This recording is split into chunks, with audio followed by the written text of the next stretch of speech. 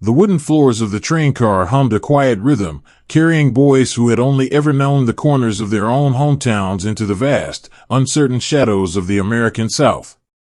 They sat shoulder to shoulder on worn velvet seats, watching the landscape shift through the dusty glass of the windows.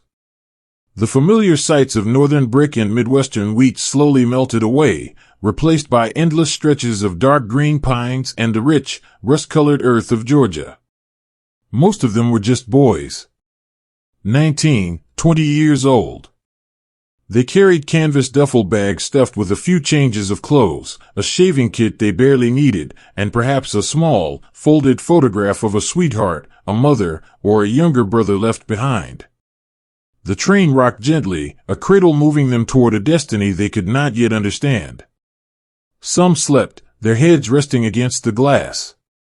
Others stared out at the passing towns, wondering what kind of men they would be when they finally returned.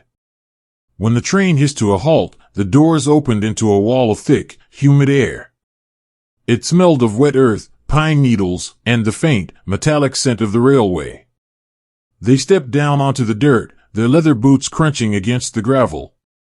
There was no grand welcoming committee, only the soft rustle of the wind through the trees and the looming, silent presence of a mountain in the distance. Mount Kahi. It stood like a quiet giant against the pale blue sky, casting a long, cool shadow over the wooden barracks that would soon become their entire world. In those first few days, the reality of their new lives settled over them like a heavy blanket. They were a patchwork quilt of America. There were farm boys from Iowa whose hands were rough from the plow, and city kids from Brooklyn who had never seen a sky so wide and uncluttered by buildings. There were quiet sons of coal miners, and talkative boys from the California coast. In the beginning, they were strangers, united only by the identical cut of their pale cotton uniforms and the shared ache of being far from home. The days began before the sun even thought of rising. The mornings were cloaked in a cool, gray mist that clung to the damp grass. The air was perfectly still, broken only by the synchronized sound of hundreds of boots hitting the dirt.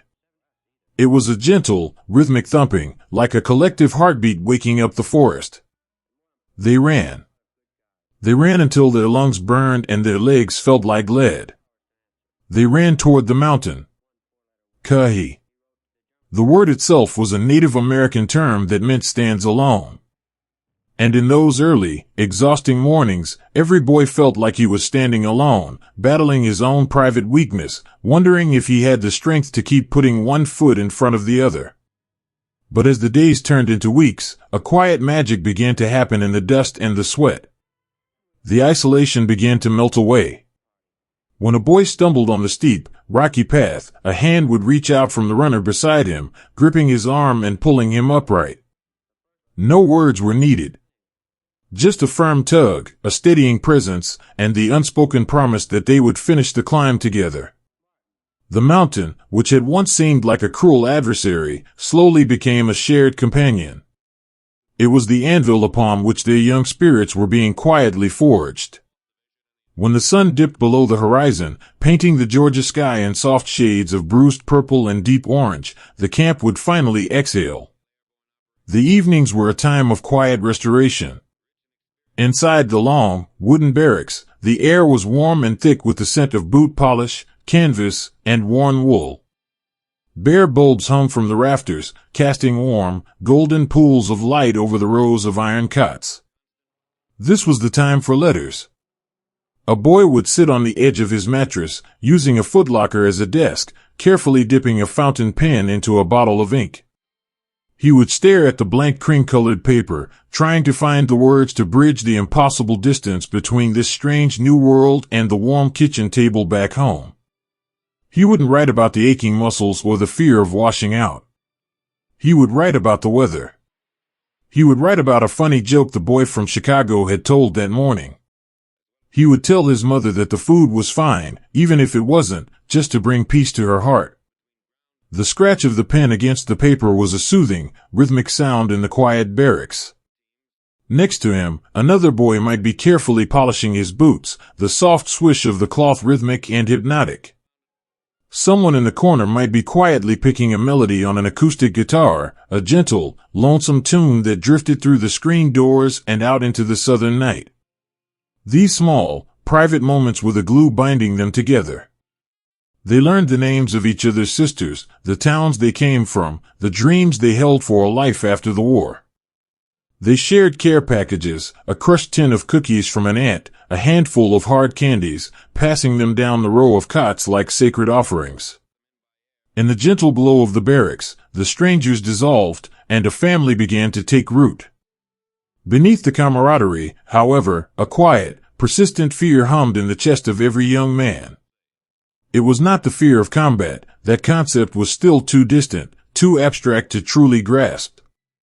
It was the immediate, deeply personal fear of failure. They had volunteered for this. They had chosen to step forward, to be something more, to join an elite group that would fall from the sky. The physical toll was immense, but the mental burden was heavier. The fear of being told to pack their bags, of walking away from the men who were quickly becoming their brothers, kept them awake on the nights when the wind howled around the wooden eaves. They lay in the dark, listening to the soft breathing of the men around them, staring at the shadows playing on the ceiling. Every boy wrestled with his own doubts in the quiet hours of the night. Am I strong enough? Will I hesitate when the time comes? Will I let down the man sleeping in the cot next to me? The darkness offered no answers, only the steady comfort of knowing that 50 other boys were lying awake, staring at the exact same shadows, wrestling with the exact same ghosts. And then came the towers. Standing tall against the sky, there were skeletal structures of wood and steel, draped in the intricate webbing of ropes and harnesses. To look up at them was to feel a sudden, hollow flutter in the stomach. This was where the dream of flying met the terrifying reality of gravity. Climbing the wooden steps, the wind grew stronger, whispering in their ears, tugging at their clothes. When they stood at the open doorway of the jump tower, looking out over the tops of the pine trees, the world suddenly seemed impossibly vast. The ground was a distant, hard reality. Their palms sweat. Their hearts hammered against their ribs like trapped birds. But then came the quiet voice of the instructor, not shouting, just a steady, calm presence in the wind, telling them to trust the harness, to trust the training, to trust themselves. Taking that single step forward, out into the empty air, was an act of profound, quiet courage. It was a leap of faith, an overriding of every natural human instinct that screams to hold on. For a fleeting second, there was the terrifying rush of the wind, the stomach-dropping sensation of falling. And then, the sudden, firm jolt of the harness. Suddenly, the terror dissolved into a strange, breathless peace. Suspended in the air, drifting down along the cables, a boy could see the entire world spread out before him. The green canopy of the forest, the winding dirt roads, the tiny, ant-like figures of his friends watching from below. The air was cool and clean. In that brief, floating moment, they were no longer bound by the earth. They were something entirely new. When their boots finally touched the soft dirt, a slow, quiet smile would spread across their faces. The fear had not conquered them. They had stepped into the void, and the void had carried them safely down. The weeks bled into months, the seasons shifting the colors of the Georgia woods from vibrant green to a dry, dusty gold. The boys grew leaner. Their shoulders broadened. Their eyes, once wide with the innocent surprise of youth, took on a calm, focused depth. They moved differently now, not as a disjointed crowd, but as a single, fluid organism. When one turned, the others turned. When one laughed, the sound carried through the entire platoon. The ultimate test of their transformation came not in a classroom or on a parade ground, but in the quiet sky above a real airfield. The morning they loaded into the belly of the transport planes for their first real jump from an aircraft, the silence among them was profound. The metal fuselage vibrated with the roar of the engines, smelling of aviation fuel and cold aluminum. They sat facing each other in two long rows, hooked up to the static line overhead. Looking across the narrow aisle, a boy saw not the strangers he had met on the train platform, but his brothers. He saw the farmer from Iowa calmly chewing gum. He saw the kid from Brooklyn closing his eyes and whispering a quiet prayer. The tension was thick, palpable, yet comforting, because it was entirely shared. No one was alone in the aircraft. They were tethered together by the canvas, the metal, and a bond forged in the sweat and dust of the mountain. When the green light illuminated by the open door, painting their pale faces in an emerald glow, there was no hesitation.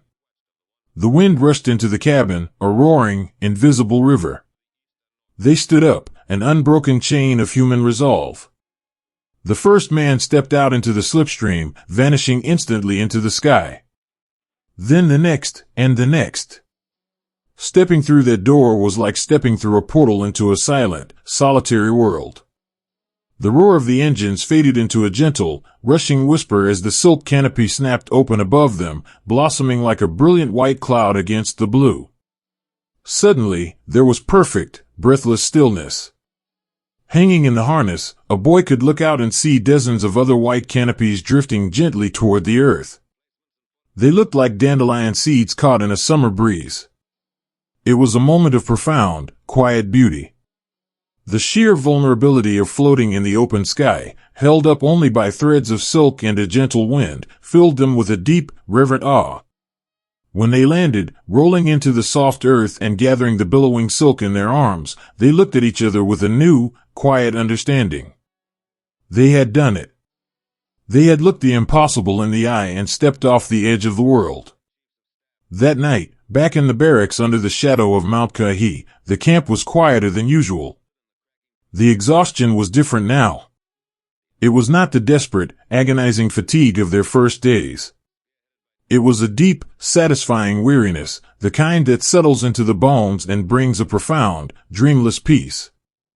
Outside, the crickets sang their gentle, rhythmic lullaby in the tall grass.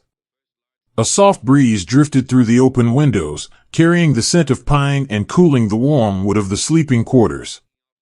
A boy lay on his back, his hands folded across his chest, staring up into the dark. He thought of the train ride, of the scared kid looking out the window, and realized that kid was gone. In his place was someone quiet, someone steady. He listened to the soft breathing of his brothers all around him, a steady, comforting chorus in the dark. Tomorrow they would pack their bags. Tomorrow they would leave the red clay and the quiet mountain behind. They would board trains once again, moving toward an ocean they had to cross, toward a storm that was waiting for them on the other side of the world. But as the gentle wave of sleep finally washed over him, he felt no fear of the unknown. The shadow of the mountain had sheltered them, had broken them down and built them back together. As the night deepened and the stars wheeled silently over the Georgia woods, they rested, completely at peace, safe in the gentle, unbroken embrace of their newly forged brotherhood. The world had dissolved into an endless, rolling canvas of heavy gray.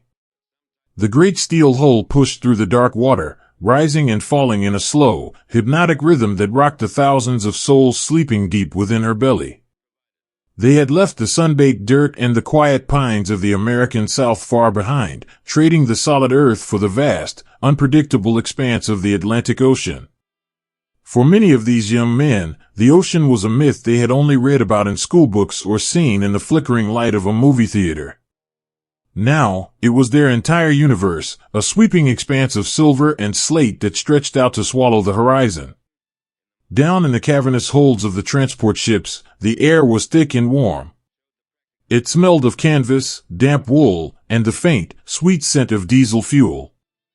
Bunks were stacked high, rows upon rows of canvas slings suspended from metal frames, swaying gently with every swell of the sea. The ship was a floating city in the dark, and in its quietest hours, the sounds it made were like a strange, metallic lullaby. There was the deep, steady thrum of the engines far below, a heartbeat vibrating through the iron floors. There was the soft, rhythmic groaning of the hull, leaning into the waves. And beneath it all, there was the collective breath of young men sleeping, a gentle tide of rising and falling chests in the dim amber glow of the passageway lights. In the narrow aisles between the bunks, the waiting had already begun. The journey across the water was a suspension of time. The days blurred together into a continuous twilight. There was nowhere to run, nowhere to train, nothing to do but sit and listen to the water rushing against the steel. Some boys lay on their backs for hours, staring up at the canvas bunk inches above their faces, lost in the quiet theater of their own memories. They thought of the front porches they had left behind, the sound of a screen door slapping shut in the summer heat, the smell of their mother's kitchen on a Sunday afternoon. When the seasickness came, as the great ship rolled through unseen storms in the black water, the brotherhood they had forged on the mountain revealed itself in quiet, tender ways. A boy from the rolling plains of the Midwest, his face pale and eyes shut tight against the spinning room, would feel a cool, damp cloth pressed gently to his forehead by the calloused hand of a city kid from the East Coast. There were no grand speeches, no demands for toughness.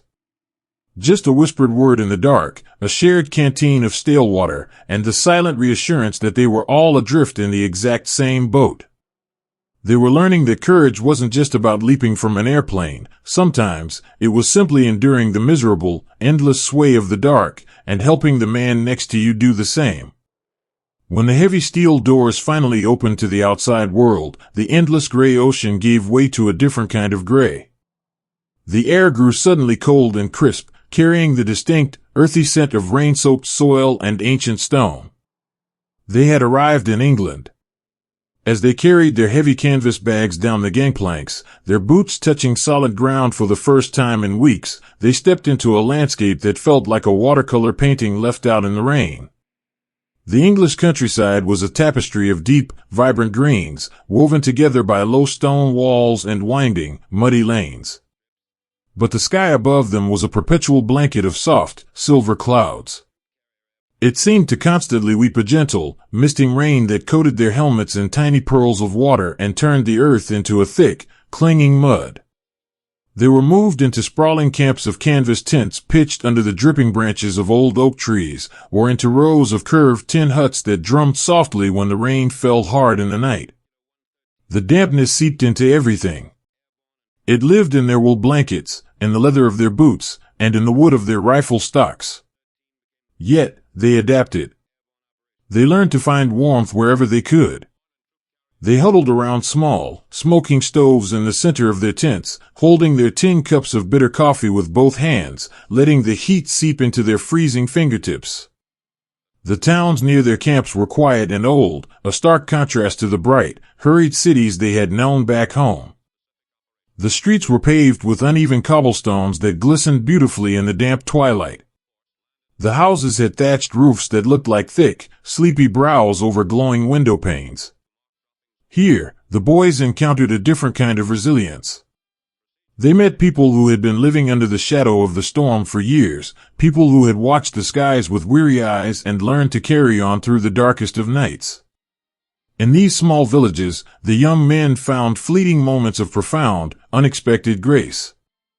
A soldier, far from his own family, might find himself invited out of the rain into a dimly lit kitchen.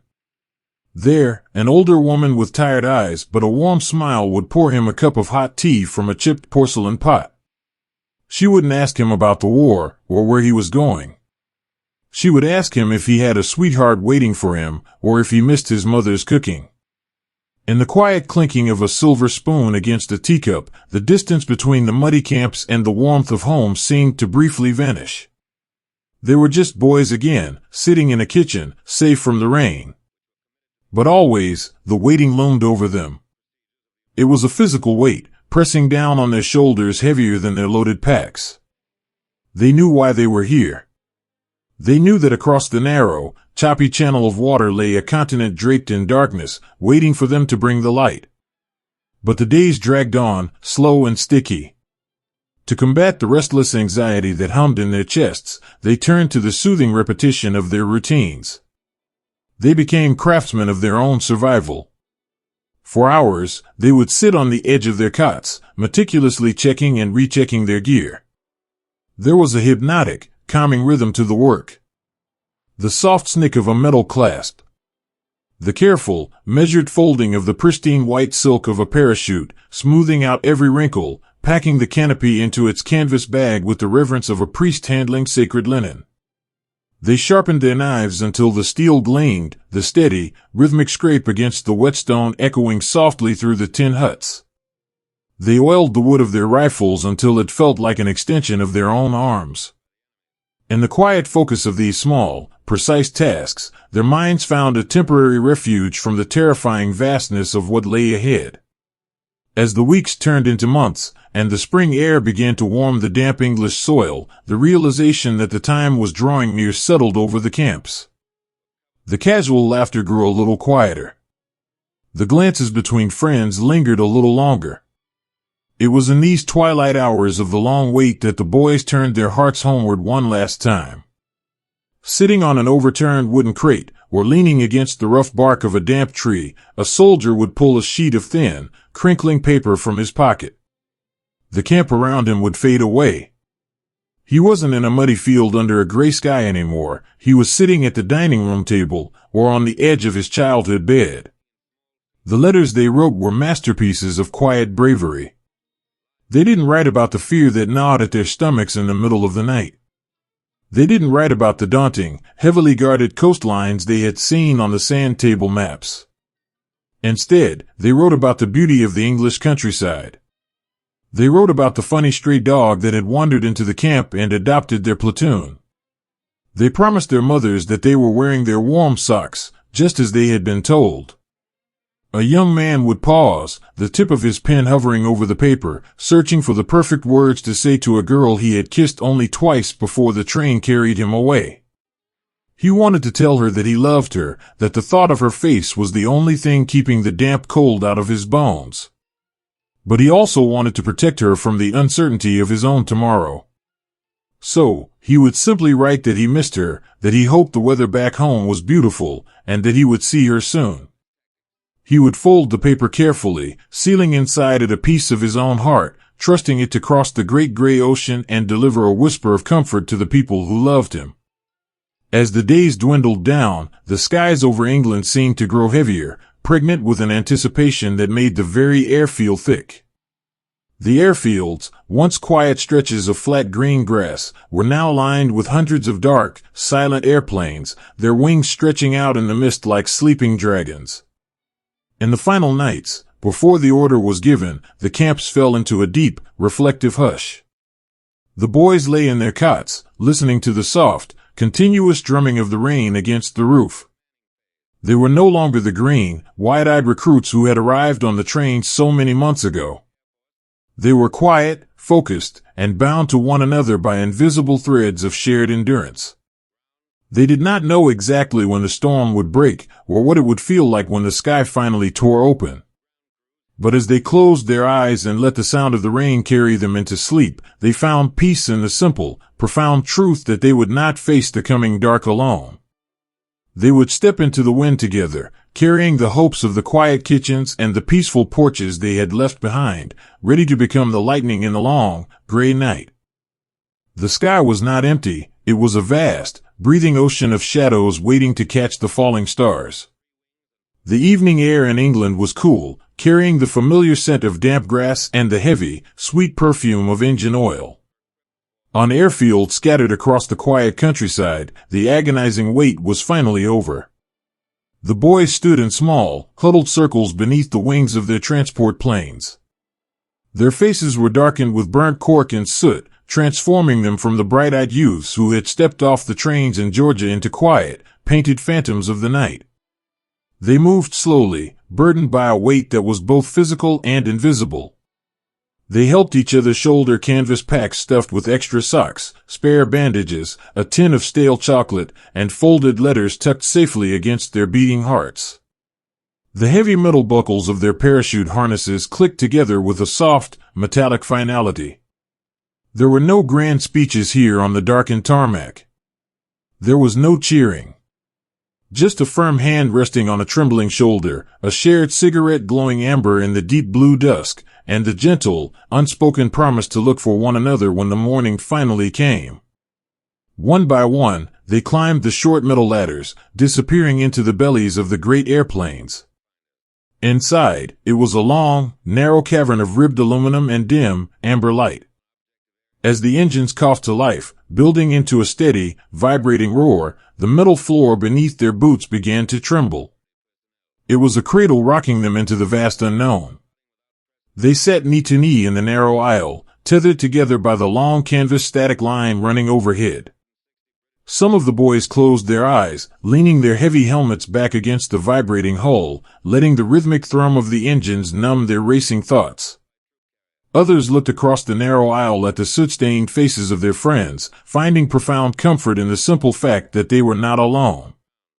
The plane lifted heavily from the grass, severing their final tie to the safe, solid earth. Below them, the familiar, comforting coastline of England faded away, melting into the black ink of the English Channel. For over an hour, there was nothing but the hypnotic, droning hum of the propellers cutting through the night. The cabin grew cold, a deep, biting chill that seeped through their thick wool uniforms and settled into their bones. But despite the freezing air, there was warmth to be found. In the dim, amber shadows, a farm boy from the open plains of Ohio reached out and gently grasped the hand of a baker's son from New York. It was a small, quiet gesture, a fragile human anchor in a sea of roaring metal. They held on, their fingers tightly intertwined, transferring courage without speaking a single word. Beneath their heavy canvas jackets, their hearts beat a frantic, fragile rhythm, completely out of time with the steady pulse of the engines. They were flying through a long, dark corridor of clouds, suspended in a quiet limbo between the peaceful lives they had known and the terrifying mystery waiting in the dark. Then, the air inside the cabin shifted. The plane began to pitch and roll gently as it met the thick, heavy cloud banks hovering over the coast of France. The darkness outside the small, round windows was suddenly pierced by flashes of light, distant blooms of golden fire rising from the earth below. But inside the cabin, the men drew their focus inward, sheltering their minds from the storm outside. A young man reached into his breast pocket with trembling, heavily gloved fingers, tracing the creased edges of a small photograph. He couldn't see her face in the dim light of the cabin, but he didn't need to. He knew the exact, gentle curve of her smile. He remembered the way her hair caught the golden light of the summer sun back home. He held the picture tight against his chest, a delicate paper talisman shielding him from the dark. In that roaring, metal room, his mind was miles away, sitting on a quiet front porch, listening to the crickets sing in the warm evening breeze. A sharp, red light flickered on above the open door. It was a sudden, glaring awaking them from their reveries. The jumpmaster, a quiet shadow standing near the front of the cabin, raised his hand. His command to stand up was swallowed entirely by the wind rushing through the open doorway, but the men moved as a single, fluid organism. They stood, heavily burdened, their knees bent against the swaying floor. They hooked their static lines to the overhead anchor cable. The heavy metal clips slid along the wire, a sound like coins dropping into a deep, empty wishing well. The command to check their equipment was passed back down the line, a gentle wave of human reassurance traveling through the dark. A tap on the shoulder. A quiet voice near the ear. 4 okay. 3 okay. 2 okay. It was a chorus of brotherhood. It was the last time they would feel the comforting touch of their friends in this small, enclosed world. The red light vanished, replaced instantly by a brilliant, emerald green. The doorway was a gaping void, a square of rushing, freezing black wind. The plane throttled back, and the roaring engines dipped into a heavy, suspended hum. The first man in line stepped to the edge of the doorway. He did not look down at the earth. He looked straight out into the midnight canvas, surrendering himself entirely to the wind. And then, he stepped forward. He was sucked into the dark like a breath released into the winter air. The line moved swiftly. A quiet, shuffling dance. Shuffle, pivot, step. Shuffle, pivot, step. When a boy crossed that threshold and tumbled out the door, the world briefly exploded into a chaotic rush of freezing air and spinning shadows. The blast of the propellers hit him like a physical wall, tossing him into the freezing night. He held his arms tight to his sides, closing his eyes against the rushing wind. And then came the sharp, sudden, beautiful jolt of the harness. The white silk canopy blossomed above him with a loud, satisfying crack, snapping him upright in the sky. Instantly, the terrifying roar of the airplane faded away, disappearing into a distant, muted hum. The violent chaos of the jump dissolved into an absolute, breathtaking silence. He was entirely alone. Suspended between heaven and earth, he hung from a fragile web of thin white cords. The night sky over Normandy was vast and ancient, dusted with cold, and different stars that had watched the world turn for millennia. For a few precious, suspended seconds, there was no conflict. There was no fear. There was only the gentle, rocking sway of the parachute, the soft whispering of the wind blowing through the silk canopy, and the profound, beautiful solitude of the open sky. He opened his eyes and looked around the vast darkness. He saw hundreds of other dark silhouettes drifting down beside him, silent companions falling gently through the night. Against the pale light of the moon breaking through the clouds, the white parachutes looked like ghostly dandelion seeds, drifting aimlessly on a gentle midnight breeze. In that quiet, suspended moment, a profound sense of peace washed over him. The heavy burden of anticipation was gone. He was a small, fragile thing in a massive, beautiful universe, held aloft by nothing but air, canvas, and faith. He felt a strange, quiet gratitude for the cool wind on his face and the profound silence of the night. The ground rushed up to meet him, a patchwork of dark, sleeping fields and tall, shadowy hedgerows. He reached up, grasping the risers, and bent his knees, bracing for the return to earth. The landing was hard, a jarring, physical return to reality. He tumbled forward into the damp, fragrant grass of a Norman apple orchard. The beautiful silk canopy, which had been his fleeting wings in the dark, collapsed around him in a soft, white whisper, settling over the grass like a blanket of fresh snow. He lay there for a moment in the dark, the breath knocked from his lungs. He pressed his cheek against the cool, wet earth. It smelled of crushed clover, damp roots, and ancient soil.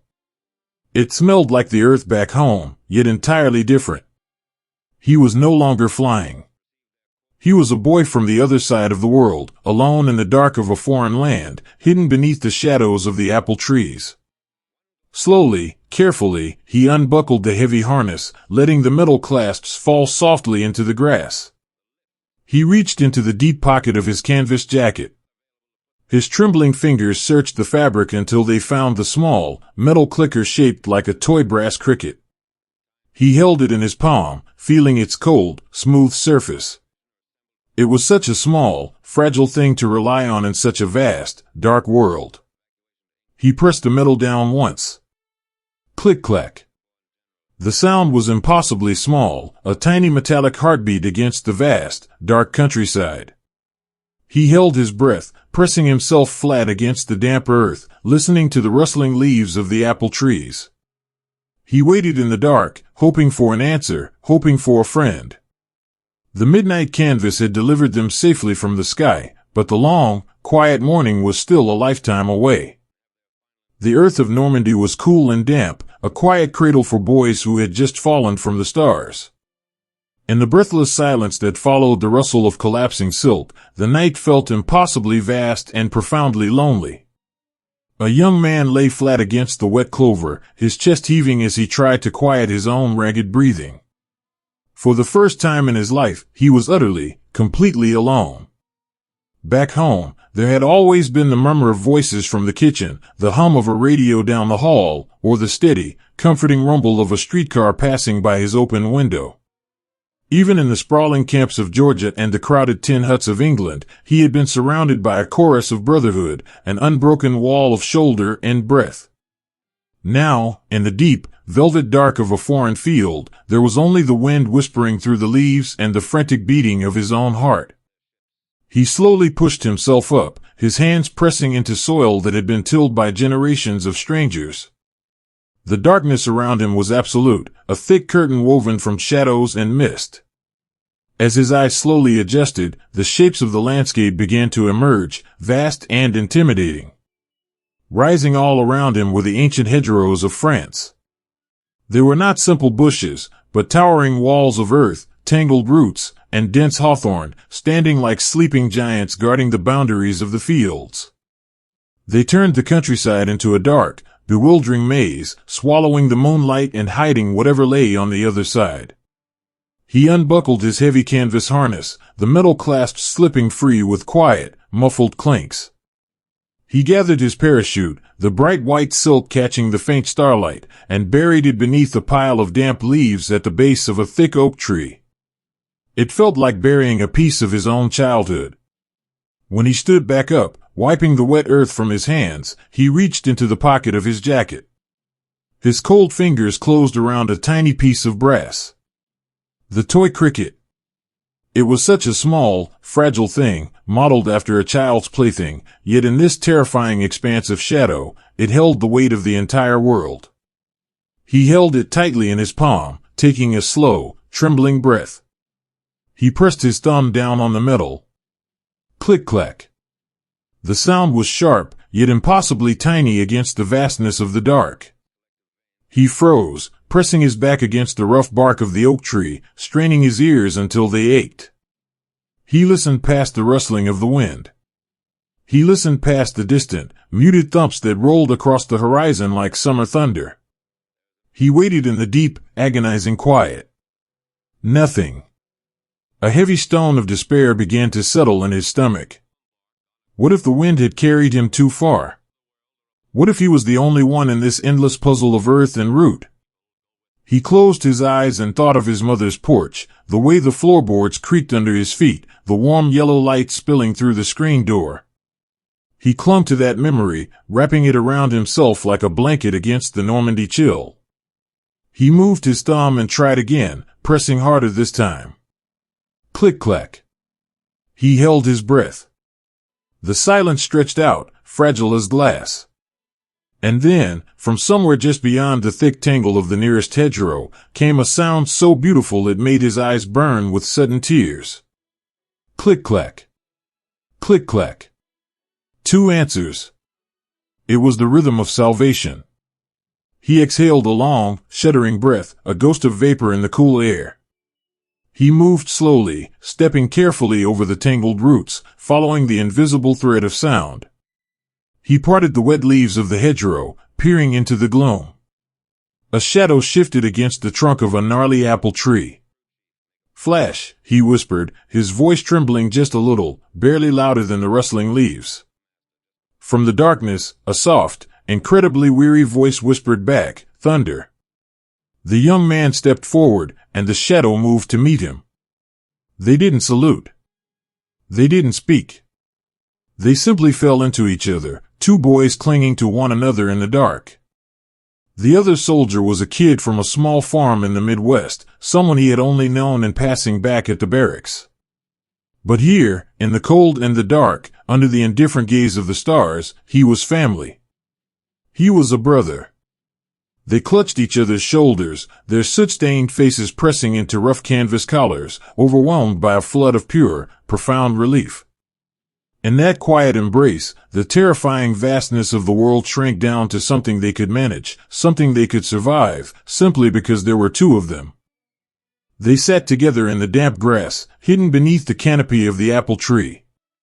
The farm boy unscrewed the cap of his canteen and passed it over. The water was lukewarm and tasted faintly of tin, but it was the greatest thing the young man had ever swallowed.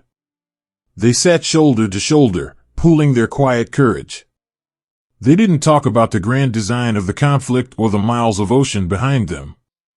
They whispered about the jump, about the terrifying moment the wind caught them, about how glad they were to hear that tiny brass click. They traded half a stick of chewing gum, the sweet scent of peppermint a jarring, beautiful reminder of the home they were fighting to see again. As the hours drifted by, they moved together through the labyrinth of the hedgerows, moving like ghosts through the mist. Now and then, they would pause, squeezing the brass cricket. Click-clack. Waiting. Listening. Sometimes, the knight would answer, and their small band of 2 would grow to 3, then 4.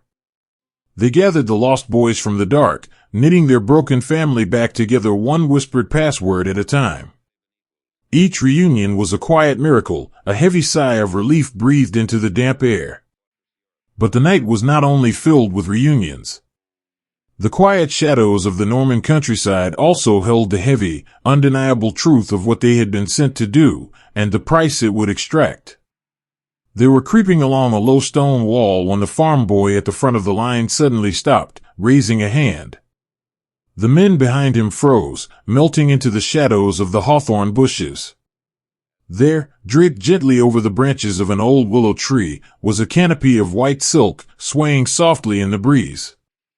But there was no movement beneath it. The young man stepped forward slowly, his boots making no sound on the wet earth.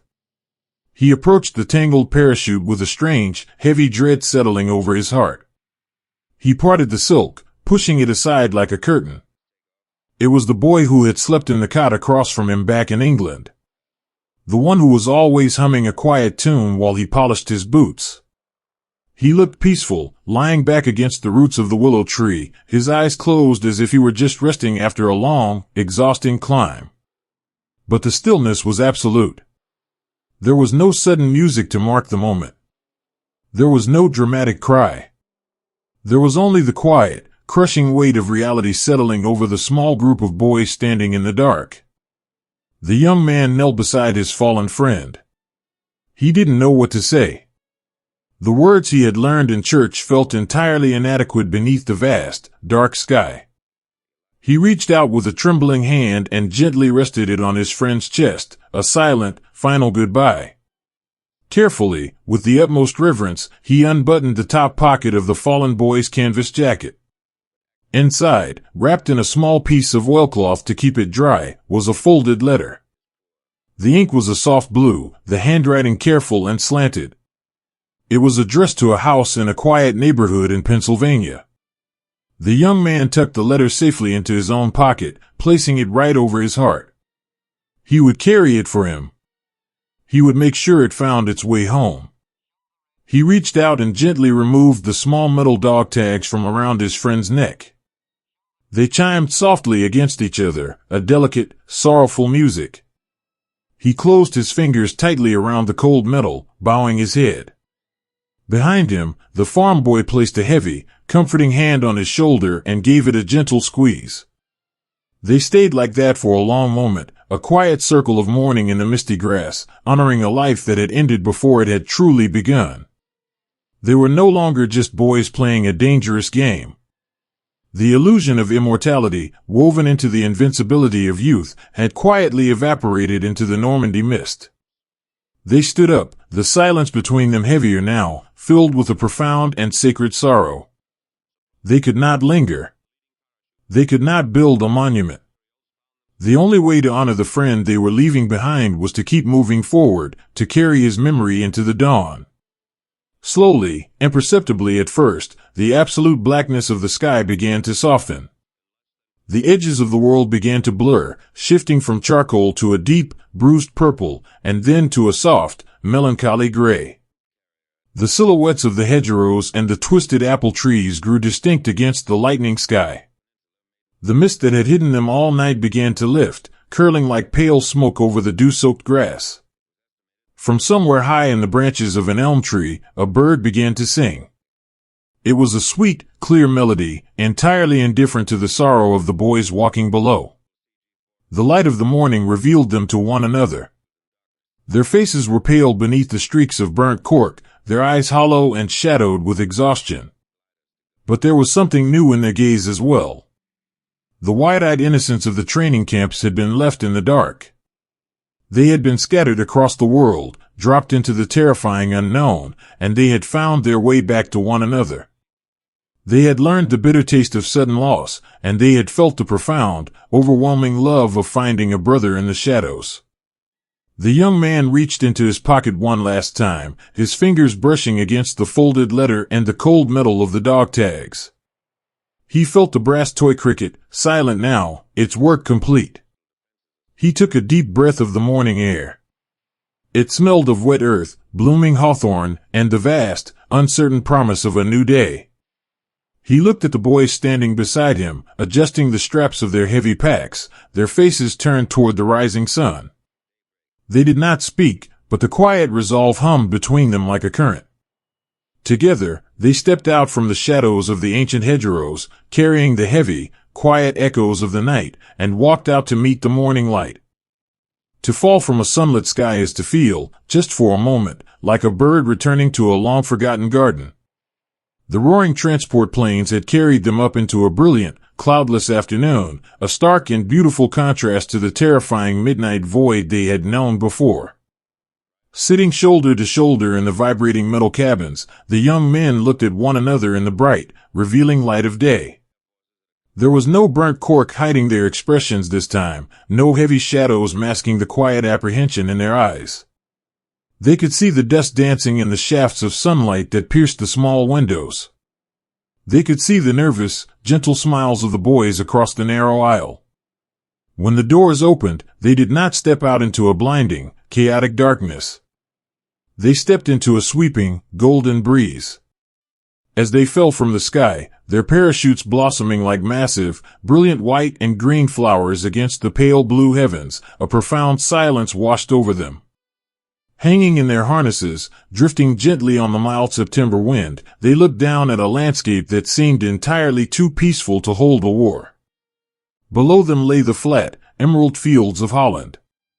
It was a beautiful, orderly patchwork of green pastures and dark, tilled earth, neatly divided by sparkling silver canals that caught the afternoon sun. Ancient windmills stood quietly in the distance, their great wooden sails turning slowly, as if keeping time with the gentle rhythm of the earth. For a few precious minutes, suspended in the bright, clear air, the soldiers felt a strange, sweeping sense of serenity. It felt less like a descent into conflict and more like a quiet, waking dream. Their heavy leather boots touched down into soft, yielding soil. The earth here did not smell of ancient stone and misty hedgerows, it smelled of rich peat, sweet grass, and the late summer harvest. They gathered their billowing silk canopies, expecting the familiar, isolated silence of the battlefield. But the fields were not empty. From the edges of the pastures, from the quiet dirt lanes, from behind the brick walls of small farmhouses, the people came. They did not come with fear. They came with a sudden, overwhelming wave of pure, unfiltered joy.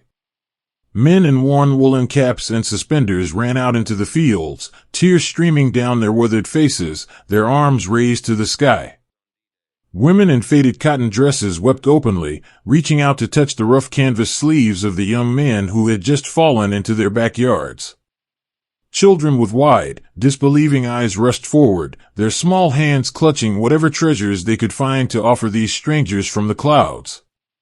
A young soldier, barely 20 years old, still trying to unbuckle his heavy chest harness, suddenly found himself wrapped in the tight, trembling embrace of an elderly Dutch woman.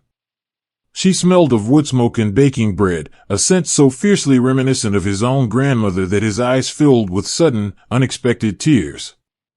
She patted his soot-stained cheek, speaking rapidly in a language he could not understand, yet the meaning was perfectly, beautifully clear.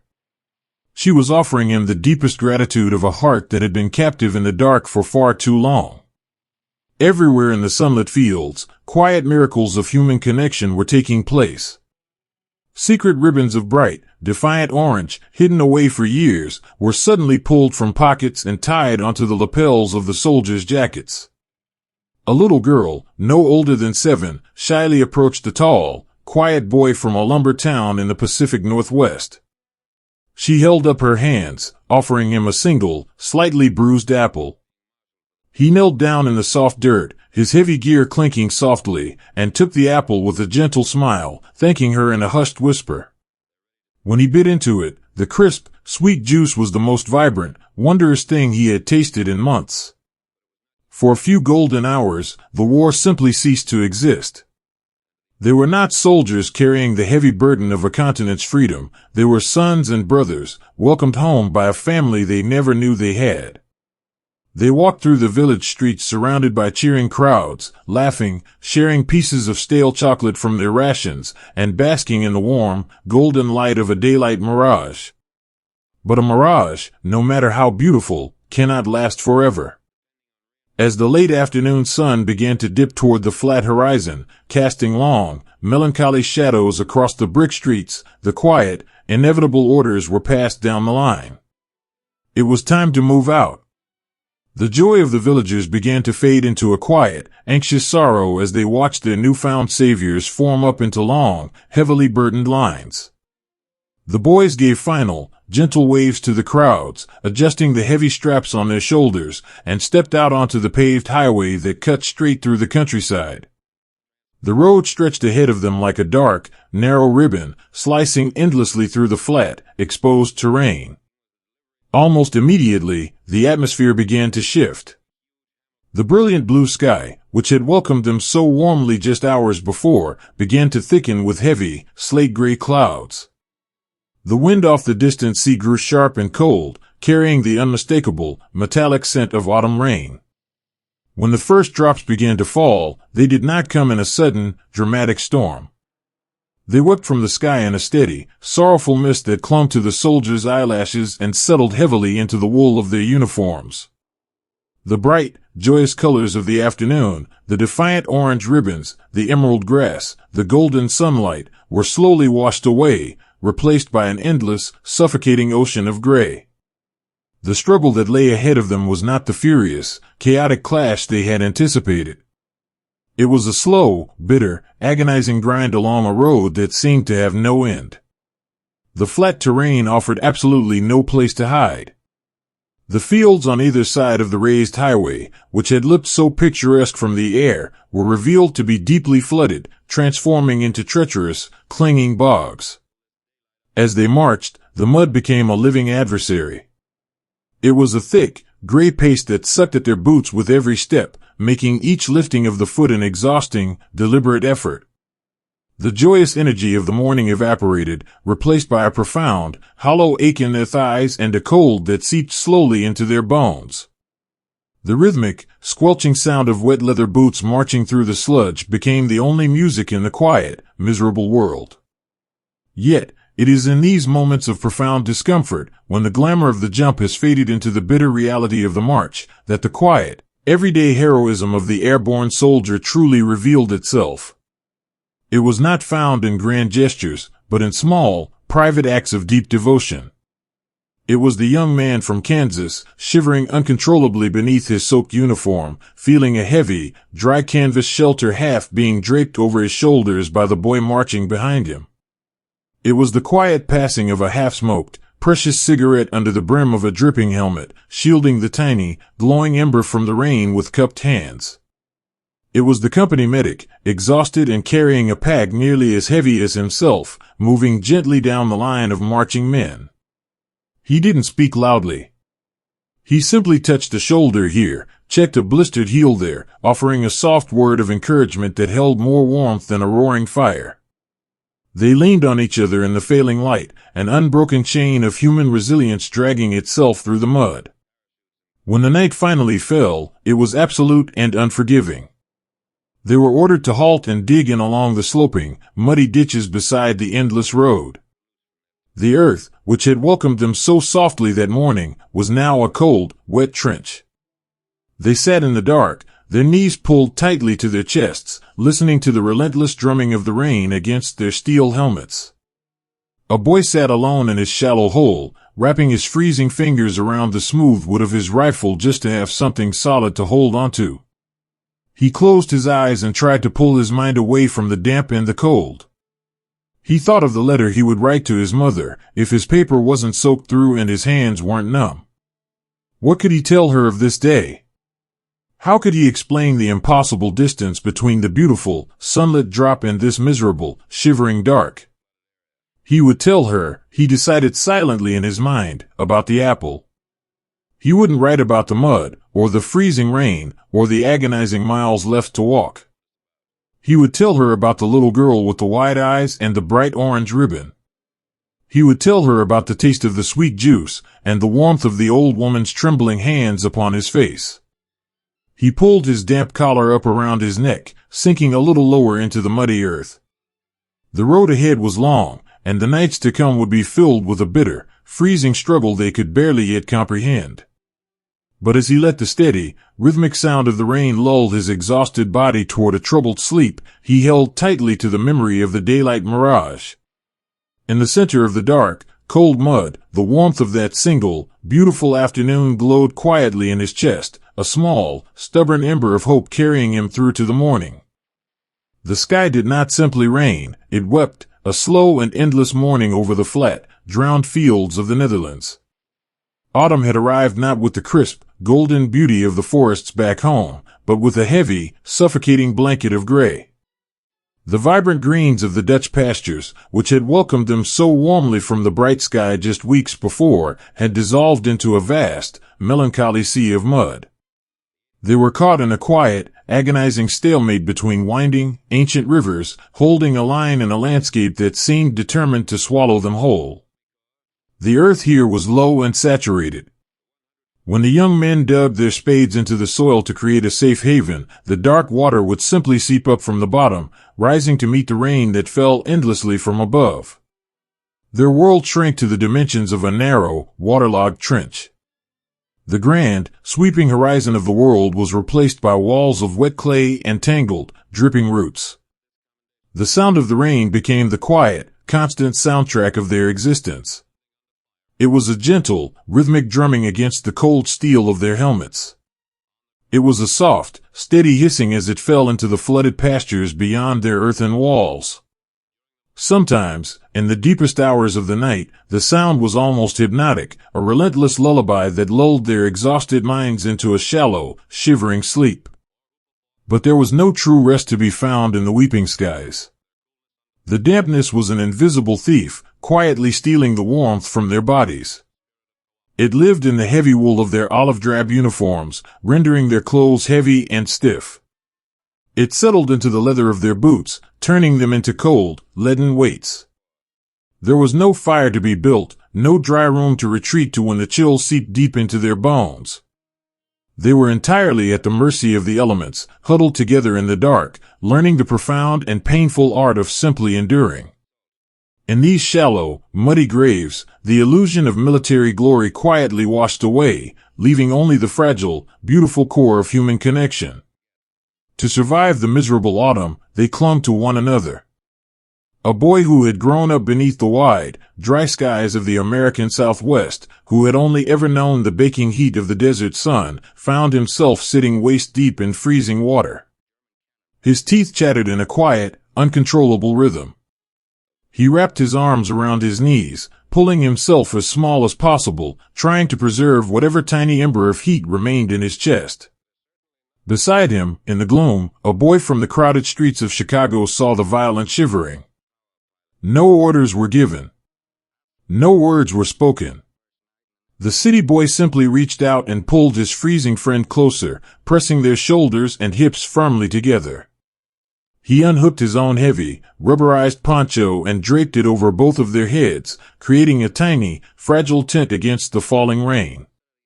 Beneath that dark canopy, they shared their body heat. They breathed the same damp air. The shivering slowly subsided, calmed by the steady, reassuring weight of a brother's shoulder. It was an act of profound, everyday heroism, born not of gunfire or dramatic charges, but of a quiet, desperate love. Under the shelter of that poncho, the city boy carefully reached into his inner pocket with stiff, numb fingers. He pulled out a single, crumpled cigarette, miraculously preserved from the damp.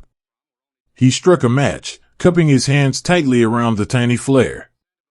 For a fleeting second, the brilliant orange light illuminated their exhausted faces. Their cheeks were hollow, their eyes shadowed and heavy, ringed with the dirt and exhaustion of too many sleepless nights. But as they passed the glowing ember back and forth, inhaling the harsh, warm smoke, a quiet peace settled over them. In that tiny, smoke-filled sanctuary beneath the rain, they were not soldiers holding a desperate line. They were just two boys, sharing a quiet moment of comfort against the cold of the world. Time in the trenches did not move in hours or days. It moved in the shifting shades of gray. The pale, watery dawn would slowly reveal the mist clinging to the rivers, only to fade hours later into a deep, impenetrable dusk. Caught in this endless twilight, the men turned their minds inward, seeking refuge in the warm, brightly lit corridors of their own memories. When the freezing water pooled around their boots, they closed their eyes and traveled back to the places they had left behind. A soldier sitting alone on watch, staring out across the flooded fields, would let his mind drift away from the gray horizon. He would imagine his childhood home on a Sunday morning. He could see the dust motes dancing in the warm beams of sunlight that poured through the kitchen window. He could hear the soft, rhythmic ticking of the grandfather clock in the hallway, a sound that meant safety, order, and peace. He could smell the sharp, sweet scent of cinnamon and baking apples escaping from the oven. The memory was so vivid, so beautifully rendered in his mind, that he could almost feel the heat of the kitchen stove against his numb face. He clung to these visions, wrapping them around his heart like a thick wool blanket. These quiet, private escapes were what kept the cold from freezing their spirits entirely. They realized that the home they were fighting for was no longer just a place on a map. It was a sanctuary they carried within themselves, a warm, glowing ember that the rain could never extinguish. Writing letters became an agonizing, delicate exercise in hope. They would use a relatively dry piece of canvas or the flat top of an ammunition tin as a desk, shielding the paper with their helmets to keep the weeping sky at bay. The paper was always damp, soft and frail under the tip of their pens. The dark blue ink would feather and blur, spreading into the damp fibers like tiny, spreading bruises. They did not write about the water that soaked them to the skin. They did not write about the hollow ache in their stomachs or the fear that gripped them when the distant artillery rumbled like thunder in the mist. To write of the misery would be to send that coldness across the ocean, into the warm living rooms and quiet kitchens of the people they loved. Instead, they became poets of reassurance. A young man would carefully write to his younger sister, asking if the leaves had started to turn in their backyard. He would tell his mother that the Dutch countryside was very flat, and that he was remembering to keep his head down. He would write to his sweetheart, tracing the loops of her name with a trembling hand, telling her that he dreamed of the night they went dancing, and that he could still hear the music playing in his mind. He would fold the damp paper carefully, knowing the ink was already blurring, trusting that the love woven into the words would somehow survive the journey. He tucked the letter into the deepest, driest pocket of his jacket, carrying it over his heart until the mail runner appeared like a ghost out of the mist. Handing the letter away was an act of faith, a whispered prayer that a piece of his soul would make it back to the light, even if his body had to remain in the dark. Moving through this watery world were the quietest heroes of all. The company medic, a slight, soft-spoken boy carrying a canvas bag marked with a faded red cross, walked the trench line in the gray hours of the morning. His own boots were soaked, his own hands were freezing and raw, but his focus was entirely on the men around him. He stepped carefully through the thick, sucking mud, kneeling beside huddled figures. He spoke in a low, gentle whisper, a soothing murmur that cut through the sound of the rain.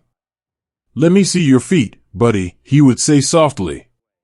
He would help a shivering soldier unlace his stiff, waterlogged boots, peeling away the sodden wool socks to reveal skin that was pale, wrinkled, and painfully cold.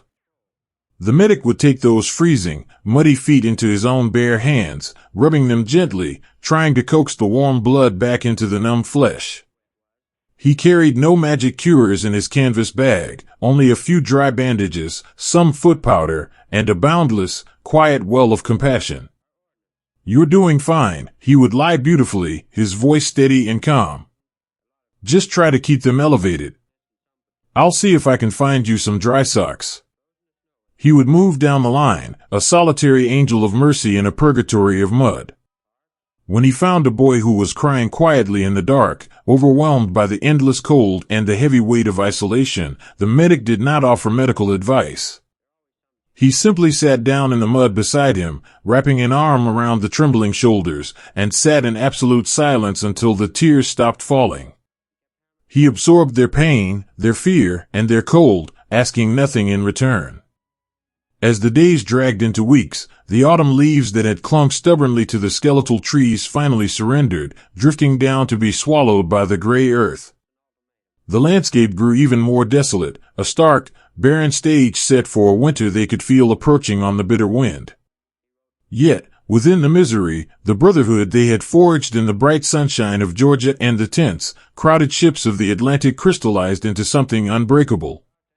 They learned the true measure of a man is not taken in the heat of a dramatic charge, but in the agonizing, silent hours of a freezing night. It was measured by the boy who stayed awake an extra hour on watch, letting his exhausted friend sleep just a little longer in the mud. It was measured by the silent sharing of a precious, dry biscuit, broken perfectly in half in the dark. It was measured by the quiet chorus of whispers that traveled down the trench line when the rain fell its hardest. "You okay?" "I'm here. I'm right here." The weeping skies of the Netherlands tried to drown their spirits, to wash away their resolve in an endless tide of gray. But the rain could not penetrate the quiet, invisible shelter they had built for one another. As the long, dark evening settled over the flooded fields once again, the boys pulled their collars up against the wind. They closed their eyes, listening to the gentle, rhythmic tapping of the rain against their helmets. They were cold, they were exhausted, and they were far from the homes they dreamed of. But as they leaned against the muddy walls, shoulder to weary shoulder, they knew they were not alone.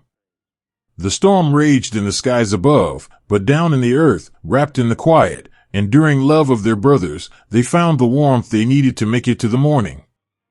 The forest was waiting for them, a vast and breathless cathedral of ancient pines, holding a cold that sank straight into the bone. They had been pulled from a fleeting, precious rest. For a few brief days, they had known the luxury of a roof, the distant promise of a hot meal, and the quiet hope that maybe, just maybe, they would see a peaceful Christmas. But the world had other plans. In the dead of a freezing night, they were loaded into the backs of open canvas trucks, a sea of exhausted young men pressed shoulder to shoulder, shivering in the dark as the engines roared to life. They rode into the mountains wearing the ghosts of summer.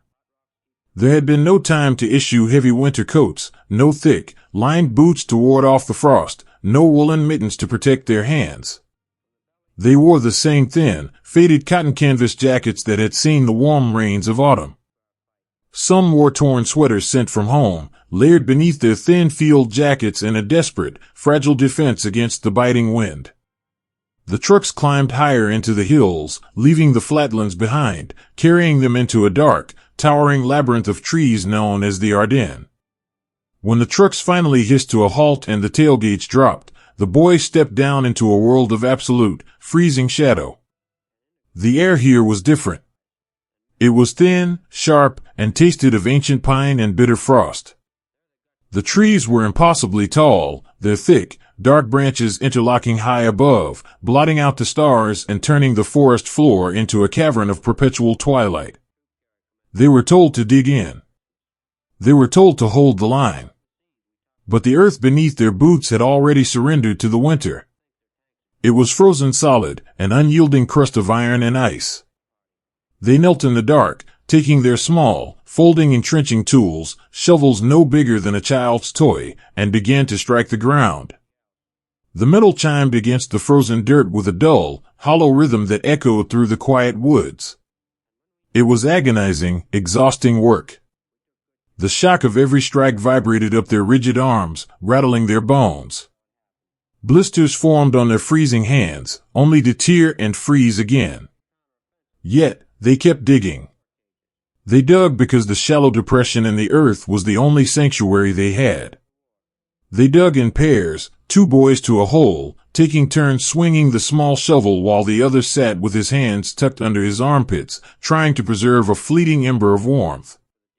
The physical labor offered a cruel, temporary heat, a flush of exertion that quickly vanished the moment they stopped moving. When the foxhole was finally deep enough to swallow their shoulders, they sank down into the frozen roots and the damp earth, pulling their knees to their chests. And then, as if the forest itself were exhaling a long, frozen breath, the snow began to fall.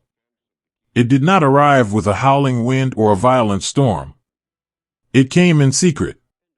It was a gentle, mesmerizing descent of perfect white flakes, drifting down through the dark canopy of the pines like tiny, glowing cinders of cold light. The snow fell softly on the shoulders of their thin canvas jackets. It dusted the cold steel of their helmets and settled onto their dark eyelashes. Slowly, beautifully, it began to erase the jagged edges of the world. It covered the raw, dark piles of dirt they had just excavated. It blanketed the fallen logs and the thorny underbrush, turning the rugged forest into a smooth, pale ocean of white. With the snow came a profound, heavy silence. It was a quiet so absolute, so vast, that it felt like a physical weight pressing against their ears. The endless, gentle falling of the flakes seemed to absorb every sound in the woods. The distant rumble of trucks, the clinking of metal canteens, the shuffling of boots, all of it was swallowed by the white velvet of the winter. In this beautiful, eerie quiet, the world shrank down to the perimeter of their foxhole and the soft, rhythmic breathing of the man sitting next to them. In these small, frozen sanctuaries, the boys became desperate architects of survival. They learned to find warmth in the most fragile of things. A boy from the warm, rolling hills of Tennessee, whose teeth had not stopped chattering since he stepped off the truck, found a discarded, stiff burlap sack that had once held potatoes. To him, it was a treasure beyond measure. He carefully cut it in half with his pocketknife, handing one piece to the kid from Boston sitting across from him. Together, in the dim, blue light of the snowy twilight, they wrapped the rough burlap around their freezing feet, tying it in place with scraps of communication wire. They shared whatever they had. A single, threadbare olive-drab blanket would be stretched over the top of the foxhole, creating a tiny, fragile roof to catch the falling snow. Beneath it, in the damp, freezing dark, two soldiers would huddle together, pressing their backs against each other. They pooled their meager body heat, relying entirely on the gentle, steady warmth of a brother's life to keep their own blood moving. There was a quiet, sacred intimacy in this survival. They did not need to speak of their fears. The trembling of their shoulders said everything that words could not.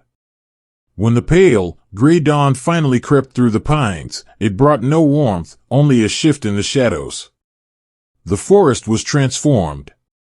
It was breathtakingly beautiful, a glittering, pristine kingdom of frost and light. Every branch drooped beneath a heavy coat of white. The air was so still that a single clump of snow falling from a pine bough sounded like a muffled drumbeat. In the quiet hours of the morning, when the silence stretched out and the invisible threat of the enemy seemed to slumber, the boys reached for the only thing that could truly warm them. From the deep, inside pockets of their shirts, pressed close to their skin, they withdrew their letters from home. A young man sitting watch, his rifle resting on the snow-covered lip of the foxhole, carefully unfolded a piece of stationery that smelled faintly of lavender and a world away. He read the cursive handwriting of his mother. She wrote about the neighborhood slipping into winter, about the coal fire burning bright in the parlor grate, about the smell of roasting chestnuts in the kitchen. She asked if he was wearing the thick wool socks she had knitted for him. He looked down at his boots, wrapped in frozen burlap and old newspapers, packed with dry pine needles to keep the frostbite at bay. A soft, weary smile touched the corners of his mouth. He did not feel resentment for the impossible distance between her warm parlor and his frozen grave. Instead, he felt a profound, gentle gratitude. The thought of that warm fire, the absolute certainty of her love, was a beacon shining across the ocean, piercing straight through the icy canopy of the Ardennes. He folded the letter and pressed it back against his chest, feeling a little less hollow, a little more anchored to the earth. The waiting was its own kind of ghost. They knew the woods were not empty. Somewhere out there, beyond the veil of falling white, an unseen storm was gathering. But the immediate, pressing enemy was the cold. It was a creeping, insidious presence that whispered to them to just close their eyes, to let the heavy, numbing sleep wash over them. To keep each other awake, to keep the quiet panic from setting in, they whispered in the dark. Their voices were soft, barely carrying past the edge of their hole, little clouds of vapor disappearing into the night. "Hey," one would whisper, his voice thick with exhaustion. "You awake?" "Yeah," the answer would come, a soft rustle of canvas shifting in the dark. "Too cold to sleep." "Tell me about the bakery again." "The one on your street." And so, surrounded by the bitter, freezing vastness of a foreign winter, a boy would close his eyes and paint a picture of home with his words. He would describe the bell above the glass door that chimed when you walked in. He would talk about the warm, sweet air that smelled of yeast and melting sugar, the trays of golden pastries dusted with powdered white, the booming laugh of his father behind the counter. He would speak slowly, letting the memory fill the freezing air, offering it like a warm cup of coffee to the shivering friend beside him. And for a few minutes, the forest would fade away. The frost would lose its bite. They were just two boys, sitting in a warm bakery on a Sunday morning, safe and completely at peace. As the afternoon light faded, casting long, deep blue shadows across the snow, the forest held its breath once more. The quiet was absolute, a heavy, silencing blanket tucked over the world. They checked their weapons with numb, clumsy fingers. They pulled their collars up over their freezing ears. They looked at the men to their left and the men to their right, pale faces framed by steel helmets and falling snow. They were so incredibly far from the lives they had known, stranded in an ocean of freezing white, armed with nothing but summer canvas and an unyielding will. But as the darkness claimed the woods once more, and the silent snow continued its gentle, endless fall, they found a quiet, steadfast peace. They were freezing, they were exhausted, and they were surrounded. But they were together. And in the deep, snowy silence of the Ardennes, that simple, human bond was the only fire they needed to survive the long and bitter night. To be surrounded by the dark is to learn the true value of a single, fragile spark. The forest had become an island, cut off from the rest of the world by an ocean of impenetrable white. The quiet town of Bastogne and the deep, ancient pine woods that encircled it were caught in a suspended, freezing breath. The roads leading out were severed. The sky above was sealed tight by a heavy, gray ceiling of freezing fog. They were entirely alone, a small circle of young men holding the line in the dead of winter, wrapped in the profound, isolating silence of the snow. The cold here was not simply a change in the weather. It was a living, breathing presence that crept through the dark branches and settled deep into the hollows of the earth. It was a cold so absolute that it seemed to absorb all sound, muffling the world until all a boy could hear was the frantic, fragile beating of his own heart. Because they had been rushed into the forest with only the thin canvas uniforms of summer, the men became quiet, desperate craftsmen of their own survival. They scavenged the abandoned farmhouses on the edges of the woods, moving like gentle ghosts through the empty rooms. They draped themselves in whatever they could find to keep the bitter wind at bay. A boy from the rolling plains of Texas sat in his foxhole with a heavy, floral-patterned living room curtain wrapped tightly around his shoulders. The kid from the bustling streets of Brooklyn wore a torn, white linen tablecloth over his helmet, blending perfectly into the snowbanks. They looked like a gathering of weary, ragged monks, keeping a silent, freezing vigil in a cathedral of pine trees. In the deep foxholes, chipped out of the iron-hard ground, the simple act of staying warm became the greatest victory of the day. They sat in pairs, pulling their knees to their chests, pressing their sides together to share whatever meager heat their bodies could generate. When the shivering became violent, a silent language of care would take over. A hand would reach out in the dark, pulling a thin, wool blanket higher over a brother's trembling shoulders. They breathed the same frosty air, their exhales mingling in small, white clouds that vanished quickly into the night. Hunger was a constant, hollow ache, yet even feeding themselves required a quiet, painstaking patience. The small, wax-dipped cardboard boxes of their field rations had frozen solid in their pockets. A block of processed cheese or a thick bar of bitter chocolate was as hard as the stones buried beneath the snow. In the dim, blue light of the winter morning, a soldier would pull out his heavy trench knife. Not to fight, but to carefully, gently shave thin, brittle slices of frozen food from the block. The metal scraped against the hardened chocolate with a soft, rhythmic shushing sound. He would not eat it all himself. He would carefully cup his gloved hand, holding out a few precious, dark shavings to the boy sitting beside him. They would place the tiny pieces on their tongues, closing their eyes as they waited for the warmth of their mouths to melt the frost. The faint, distant taste of cocoa and sugar was a fleeting, beautiful luxury. It was a tiny, quiet feast in the center of a frozen wasteland, a communion of shared endurance. As the days blurred into a continuous, foggy twilight, the psychological weight of their encirclement began to press down. They knew there was no safe direction to walk.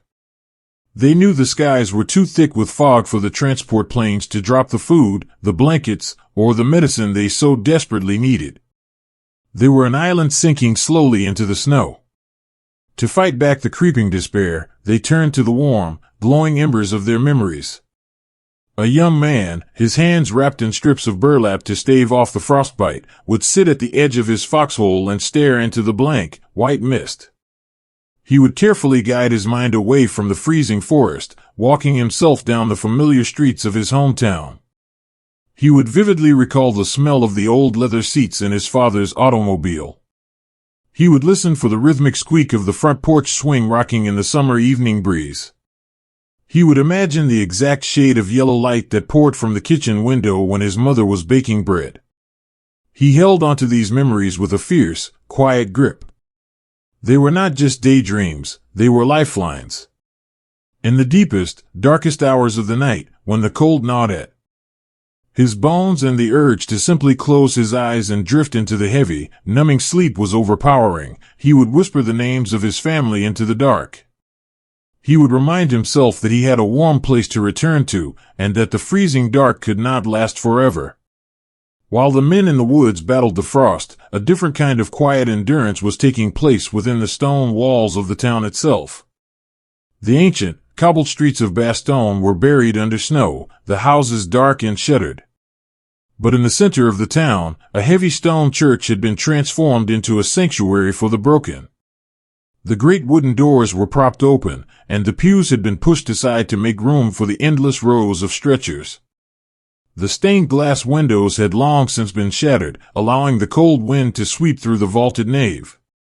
Yet, inside, there was a fragile, beautiful warmth. Dozens of candles had been gathered from the local homes and placed along the stone floors, on the ledges of the high windows, and upon the altar itself. Their small, golden flames flickered and danced, casting long, soft shadows against the ancient, arched ceilings.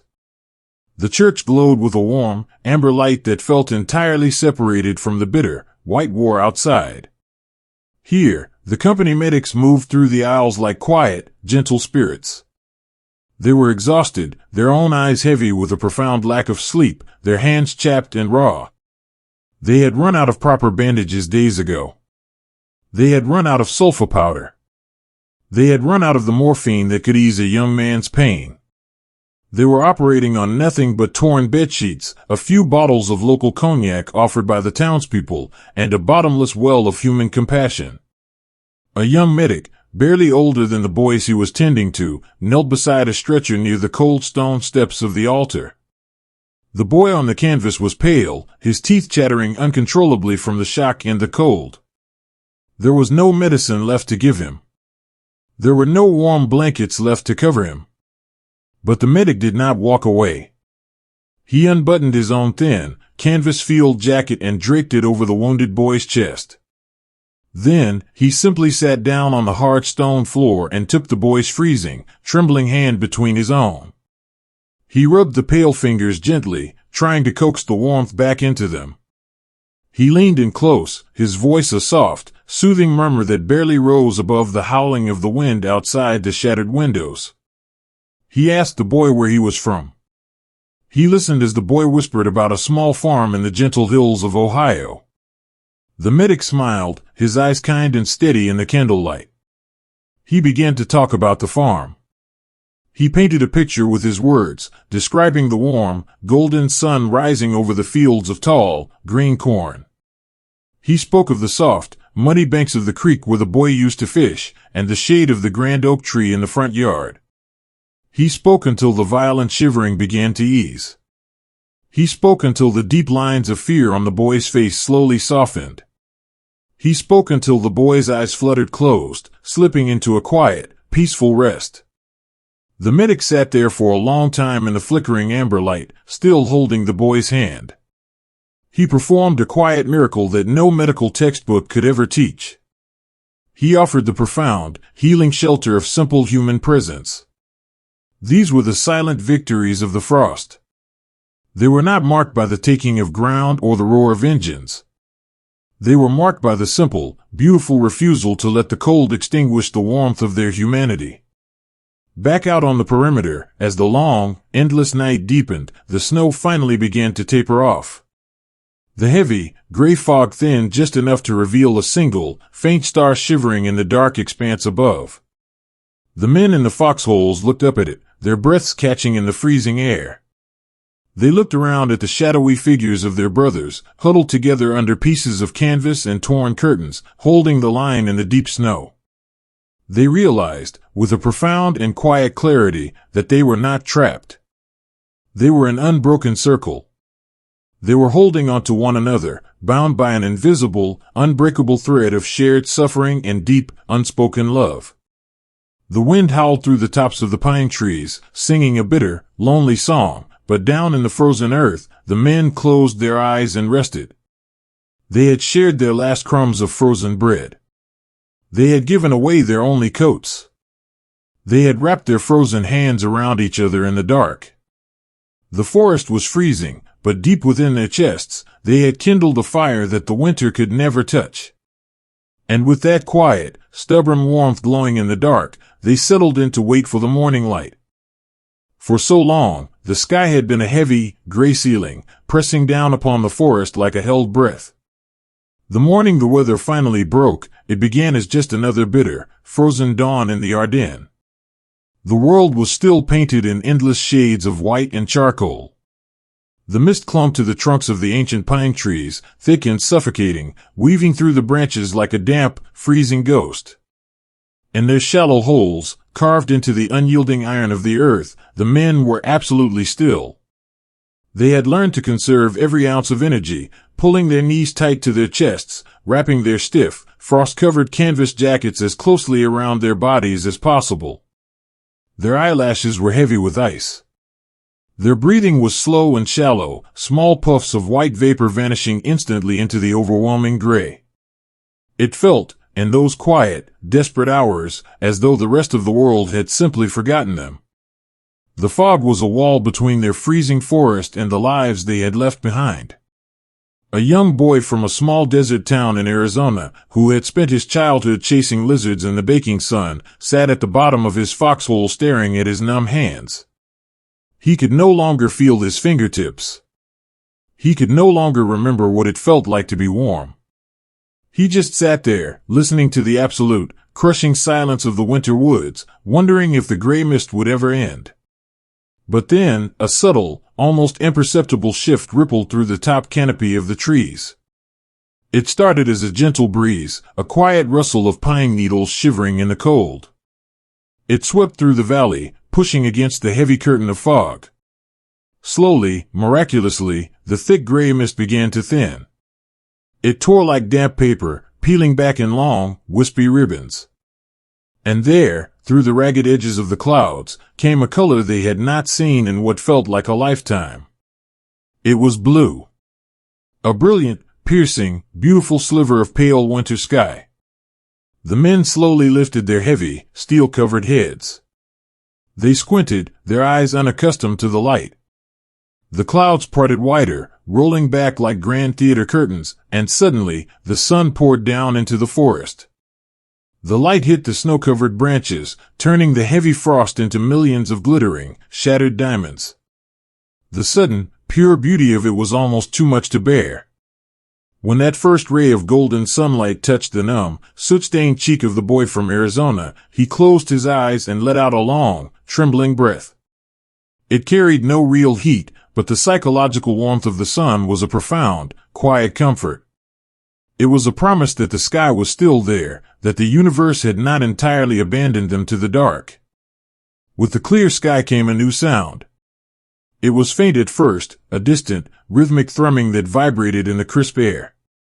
It was not the sharp, terrifying shriek of incoming artillery. It was a deep, steady drone that grew louder, vibrating in their hollow chests. They stood up.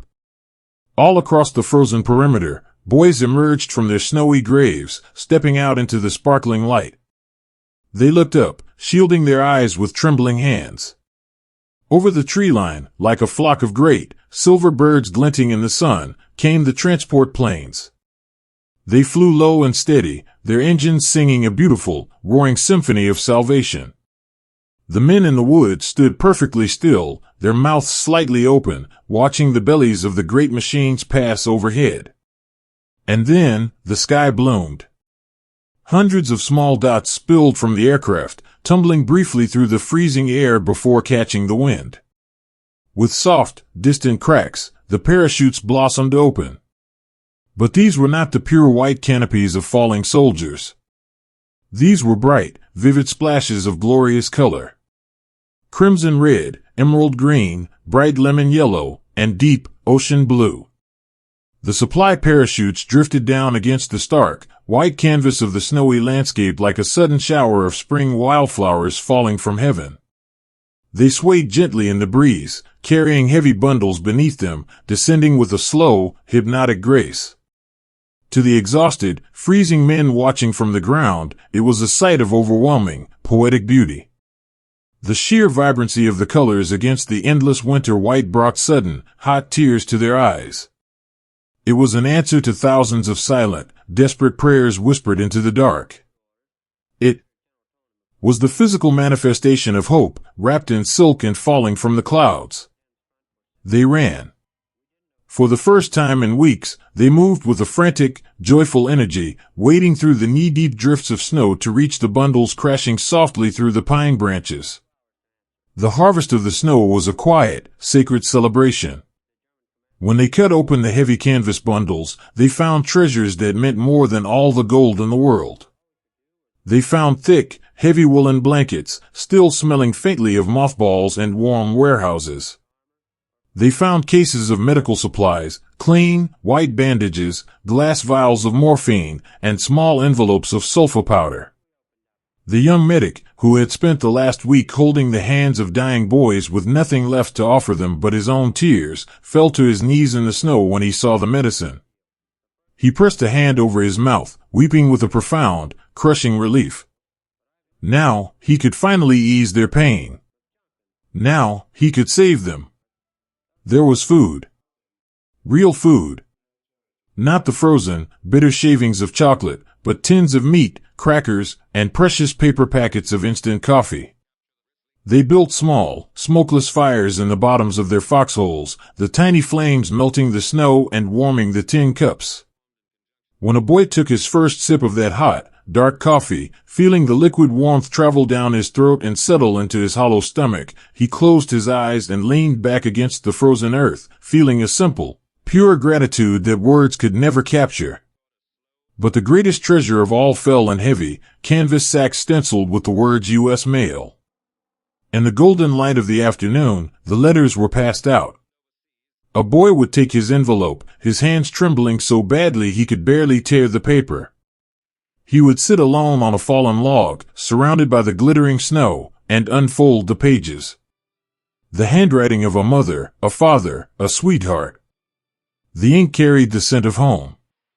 They read about the dog sleeping by the fireplace, about the snow falling softly on the roof of the barn, about the little sister who had learned to play a new song on the piano. In the quiet of the cleared forest, the boys read their letters and quietly wept. The words were a warm embrace from across an ocean, a gentle tether pulling their wandering souls back to the people who loved them. By the next day, the low, heavy rumble of tank engines echoed through the valley. The armored columns broke through the southern roads, parting the sea of white and shattering the invisible walls of their frozen prison. The siege was broken. The isolation was over. They could finally evaluate their wounded, and they could finally step out of the deep holes they had inhabited for so long. The relief was profound, washing over them like a warm tide. But as the adrenaline of survival began to slowly drain away, leaving them hollow and exhausted, a different, heavier emotion settled into the quiet woods. With the fog lifted and the perimeter opened, they could truly see the cost of their endurance. The forest was beautiful in the sunlight, but it was also a graveyard of their youth. The boys gathered their belongings, packing their canvas bags, but their eyes drifted to the empty spaces all around them. A young soldier stood beside a foxhole that had once held two. Now, the earth beside him was empty, marked only by a rifle thrust bayonet first into the snow, a steel helmet resting gently on the wooden stock. The helmet cast a long, sad shadow across the pristine white ground. He knelt down in the snow, reaching into his pocket. He pulled out a small, worn photograph of a girl standing on a front porch. It wasn't his girl. It belonged to the boy who had sat beside him in the dark, the boy who had shared his frozen blanket, the boy who had talked about the bakery on his street until he fell asleep and never woke up. The soldier carefully wiped a flake of snow from the girl's smiling face. He tucked the photograph safely into his own breast pocket. He would carry it home. He would find that porch, and he would tell her that her boy had been brave, and that he had not been alone. The sorrow of survival is a quiet, heavy stone carried in the pocket of the heart. The men looked at each other in the bright winter sunlight. Their faces were older now, etched with lines of exhaustion and a deep, inescapable grief. They had held the line. They had survived the freezing dark. But the brotherhood that had been forged in the sunny fields of Georgia and tested in the damp hedgerows of Normandy had been forever altered in the snows of the Ardennes. They did not cheer as they prepared to march out of the forest. There was no triumphant music playing in the bitter air. There was only the soft, crunching sound of boots stepping through the snow, and the gentle, mournful whispering of the wind through the pines. They walked in long, quiet lines, passing the deep, empty holes that had sheltered them. They carried the warmth of the hot coffee, the comfort of the letters from home, and the profound relief of the parting clouds. But beneath the heavy wool blankets draped over their shoulders, they also carried the quiet, enduring memory of the friends they were leaving behind. As the sun began to dip below the horizon, painting the sky in soft, bruised shades of violet and indigo, the soldiers took one last look back at the trees. The forest was silent again. The colorful silk of the parachutes had been gathered up, and the snow was beginning to fall once more, gently erasing their footprints, burying the scars of the earth beneath a fresh, pure blanket of white. They turned away from the setting sun and walked into the evening, carrying the heavy, beautiful weight of their lives, holding tightly to the precious, fragile gift of tomorrow. To walk through the ashes of a fallen world is to feel the heavy, quiet truth that all storms must eventually break against the earth. The winter had finally loosened its bitter, freezing grip, surrendering to a hesitant and fragile spring. The snows that had buried the forests of the Ardennes melted away, leaving the earth soft and weeping beneath their heavy leather boots. But as the young men marched out of the trees and crossed the invisible borders into the heart of the enemy's homeland, they did not step into a landscape of blooming wildflowers or quiet, green pastures. They stepped into a vast, silent ocean of gray. The cities and towns of Germany lay before them like the shattered remains of a forgotten age. Buildings that had stood proudly for centuries had been reduced to jagged, broken teeth against the pale sky. The streets were choked with the pulverized remnants of brick, stone, and ancient timber. Everything was covered in a thick, pervasive dust. It was a pale, chalky powder that drifted through the air like a dry mist, coating the soldiers' olive-drab uniforms, settling onto their eyelashes, and tasting faintly of crushed plaster and old, burnt wood. There was no roaring thunder of artillery here, no terrifying whistle of falling steel. The great, chaotic noise of the conflict had exhausted itself, leaving behind a profound, ringing silence. The march through this broken empire was accompanied only by the soft, rhythmic crunch of hundreds of boots walking over broken glass and crushed stone. It was a gentle, sweeping sound, like the tide pulling back from a rocky shore. The men themselves had changed. The bright, nervous energy that had carried them up the mountain in Georgia, the fearful anticipation that had gripped them in the bellies of the airplanes, the desperate, freezing survival of the winter woods, all of it had burned away. The fire in their chests had softened into a deep, heavy, and profound exhaustion.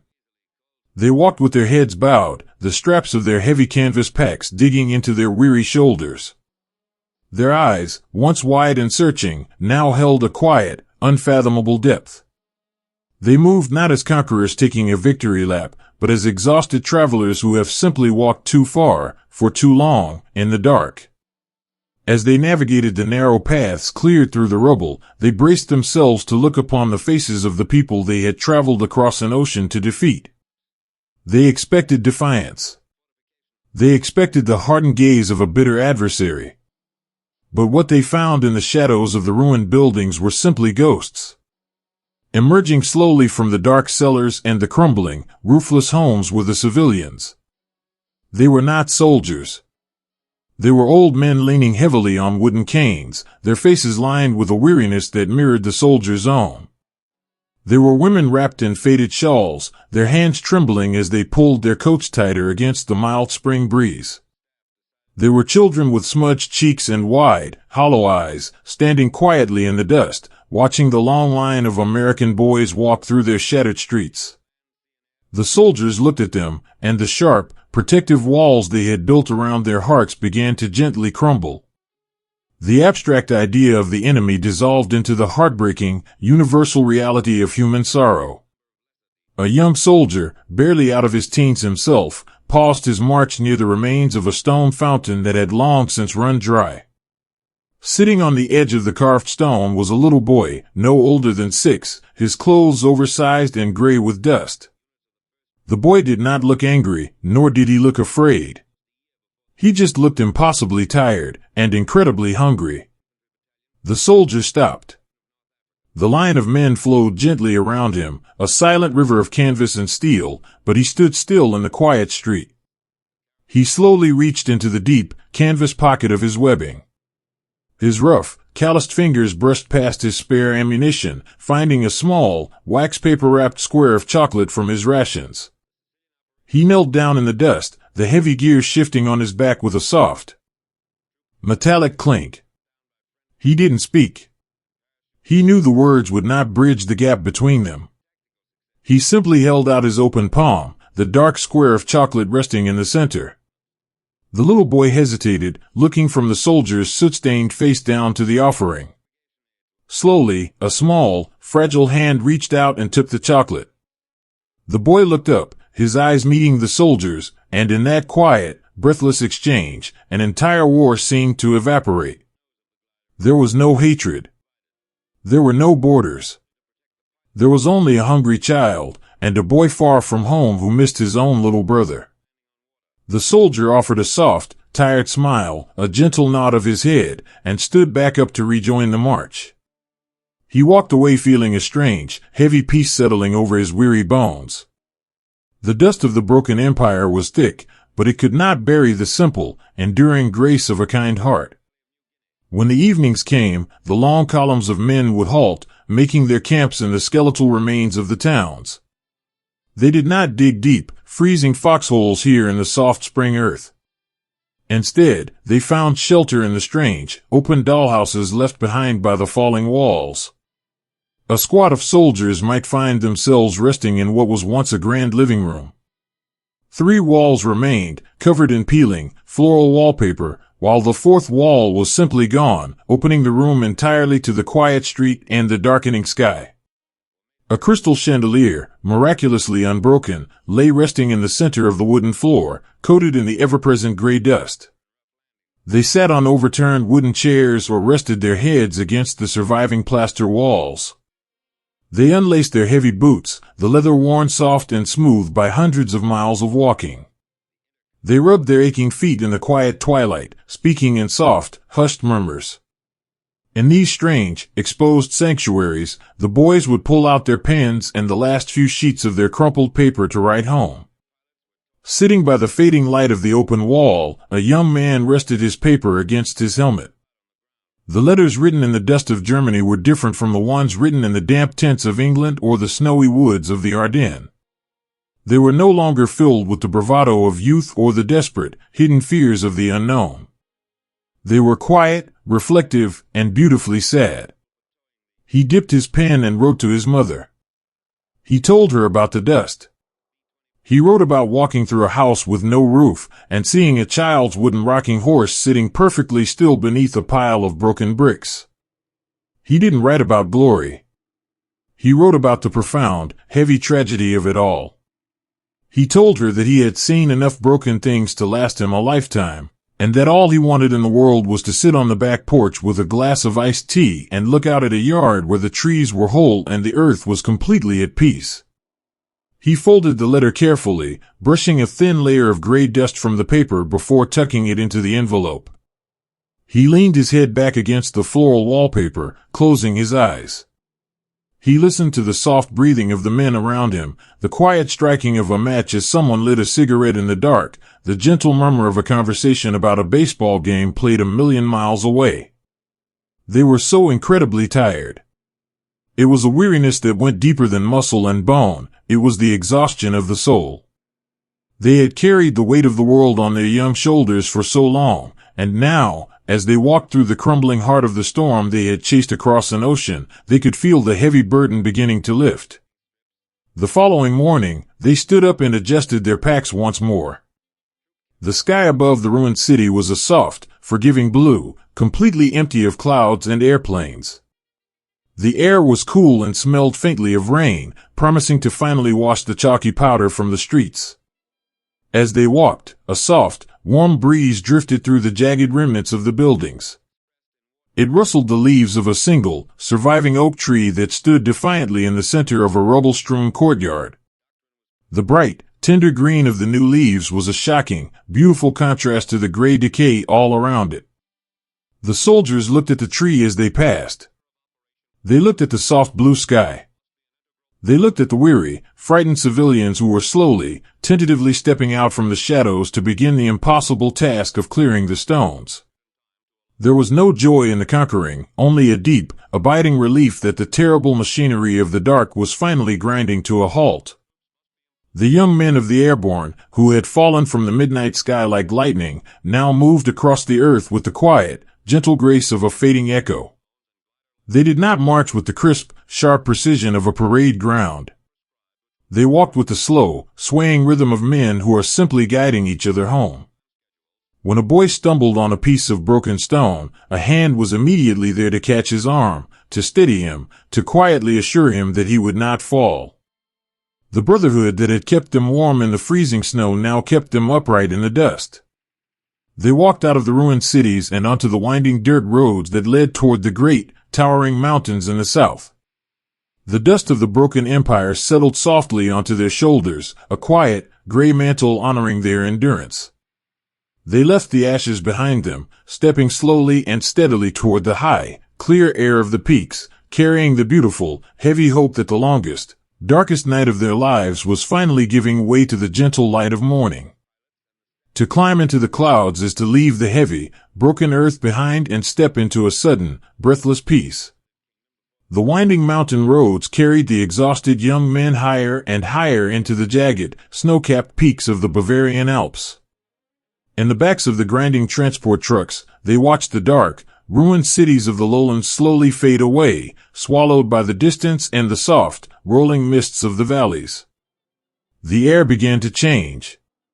The pervasive, chalky dust of shattered bricks and pulverized stone was replaced by the sharp, incredibly clean scent of ancient pine needles, high-altitude wind, and melting snow.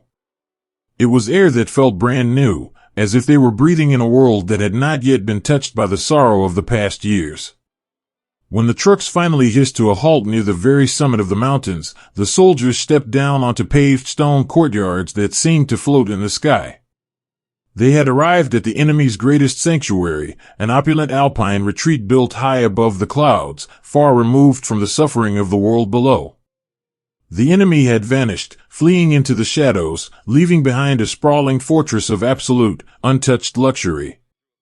The young men walked through the massive oak doors with a quiet, hesitant reverence. The contrast between who they were and where they stood was deeply, wonderfully surreal. They were ghosts of a long and bitter journey. Their canvas jackets were frayed at the cuffs, permanently stained with the damp earth of Normandy, the clinging mud of Holland, and the dark soot of the Ardennes forests. Their heavy leather boots were scuffed and cracked, held together by sheer stubbornness and miles of weary marching. Yet, beneath those boots lay vast expanses of plush, crimson velvet carpet. They wandered through grand, echoing hallways paneled in smooth, polished mahogany. They ran their calloused, blistered hands over the cool, flawless surfaces of marble fireplaces and heavy oak tables. The walls were lined with grand paintings and giant, crystal-clear windows that looked out over a dizzying, breathtaking expanse of alpine peaks and bottomless valleys. To the boys who had spent months sleeping in frozen ditches and muddy trenches, this place did not feel real. It felt like a strange, beautiful hallucination, a fairy tale waiting at the very edge of the world. And then, as they wandered through the quiet, sunlit rooms of the mountaintop, the word began to softly ripple through the ranks. It passed from soldier to soldier in hushed, disbelieving whispers. The guns had stopped. Across the continent, the terrible, roaring machinery of conflict had finally ground to a halt. The storm had broken. The long night was over. There was no sudden explosion of cheering in the grand halls of the Alpine retreat. There was no wild celebration. Instead, there was a sudden, profound, and overwhelming silence. For the young men who had lived so long with the constant, distant thunder of artillery shaking their bones, the absence of noise was almost deafening. They stood completely still in the carpeted rooms, listening to the wind whistle gently against the heavy glass of the windows. They listened to the slow, steady ticking of a grandfather clock in the hallway. They listened to their own breathing. The realization washed over them in a slow, heavy wave. They didn't have to skin the tree line anymore. They didn't have to wait for the sky to tear open. They had survived. In the hours that followed, the soldiers began to softly claim the abandoned comforts of the sanctuary, rediscovering the gentle humanities they had nearly forgotten. A farm boy from the open plains of the Midwest wandered into a sprawling, tiled bathroom. He turned a gleaming brass handle, and to his absolute astonishment, clear, steaming hot water poured into a massive, porcelain tub. He unlaced his boots with trembling hands. He peeled away the stiff, heavy layers of olive-drab wool. As he sank into the hot water, a long, shuddering sigh escaped his lips. The heat seeped into his aching joints, melting away the deep, lingering frost of the winter woods. He closed his eyes, leaning his head back against the smooth porcelain, and for the first time in what felt like a century, he felt entirely, completely safe. Down the hall, another boy simply lay down on a bed. It was a massive, four-poster bed covered in soft, white linens and a thick, down-filled quilt. He didn't pull the covers back, he just lay on top of it, staring up at the intricate plaster molding of the ceiling. The mattress yielded gently beneath his weight, cradling his exhausted body. He stretched his arms out wide, marveling at the simple, miraculous fact that he was not lying on a bed of wet roots or frozen clay. He let the incredible softness hold him, allowing a deep, dreamless sleep to finally pull him under. In a quiet corner of a sunlit parlor, sitting in a velvet armchair that felt too grand for a simple soldier, a young man rested a piece of heavy, cream-colored stationery on his knee. He unscrewed the cap of his fountain pen. The paper was dry. His hands were warm. He looked out the giant window at the blue sky and the jagged, white peaks. He began to write to his mother. He told her that the air was clear. He told her that he was sitting in a beautiful room on top of the world. And then, his pen paused. He looked at the words he was about to write, words he had prayed for in the dark, words he had traded away in his mind 100 times just to make it through the night. I am coming home. As he traced the letters, a single, warm tear slipped down his cheek, splashing softly against the heavy paper. It was not a tear of sorrow, but the release of a burden so massive he hadn't realized how heavily it had been crushing his chest. He folded the letter, sealing it with a profound, quiet peace. Deep beneath the stone floors of the retreat, in the cool, dark cellars, the boys discovered the enemy's hidden treasures. There were no weapons down here in the dark, only row upon endless row of dusty, dark green bottles. It was the finest wine of a conquered continent, hoarded away from the world. The soldiers gathered the bottles in their arms, carrying them gently up the stone steps, bringing them out of the shadows and into the fading light of the afternoon. They gathered together on a wide, sweeping stone terrace that extended out over the precipice of the mountain.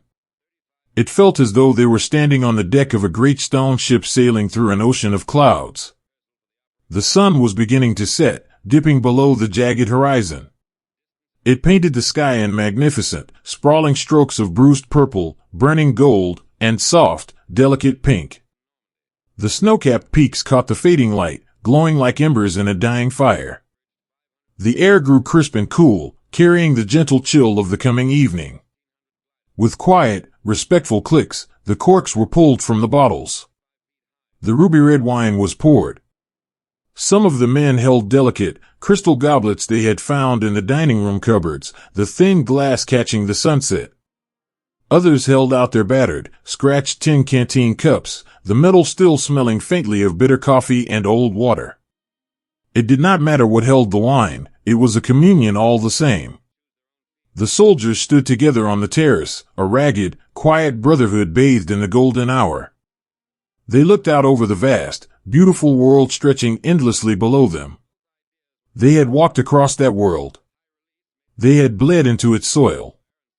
They had left parts of their souls in its dark forests and ruined cities.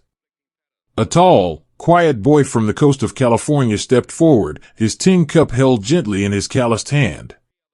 He did not raise his voice. He didn't need to.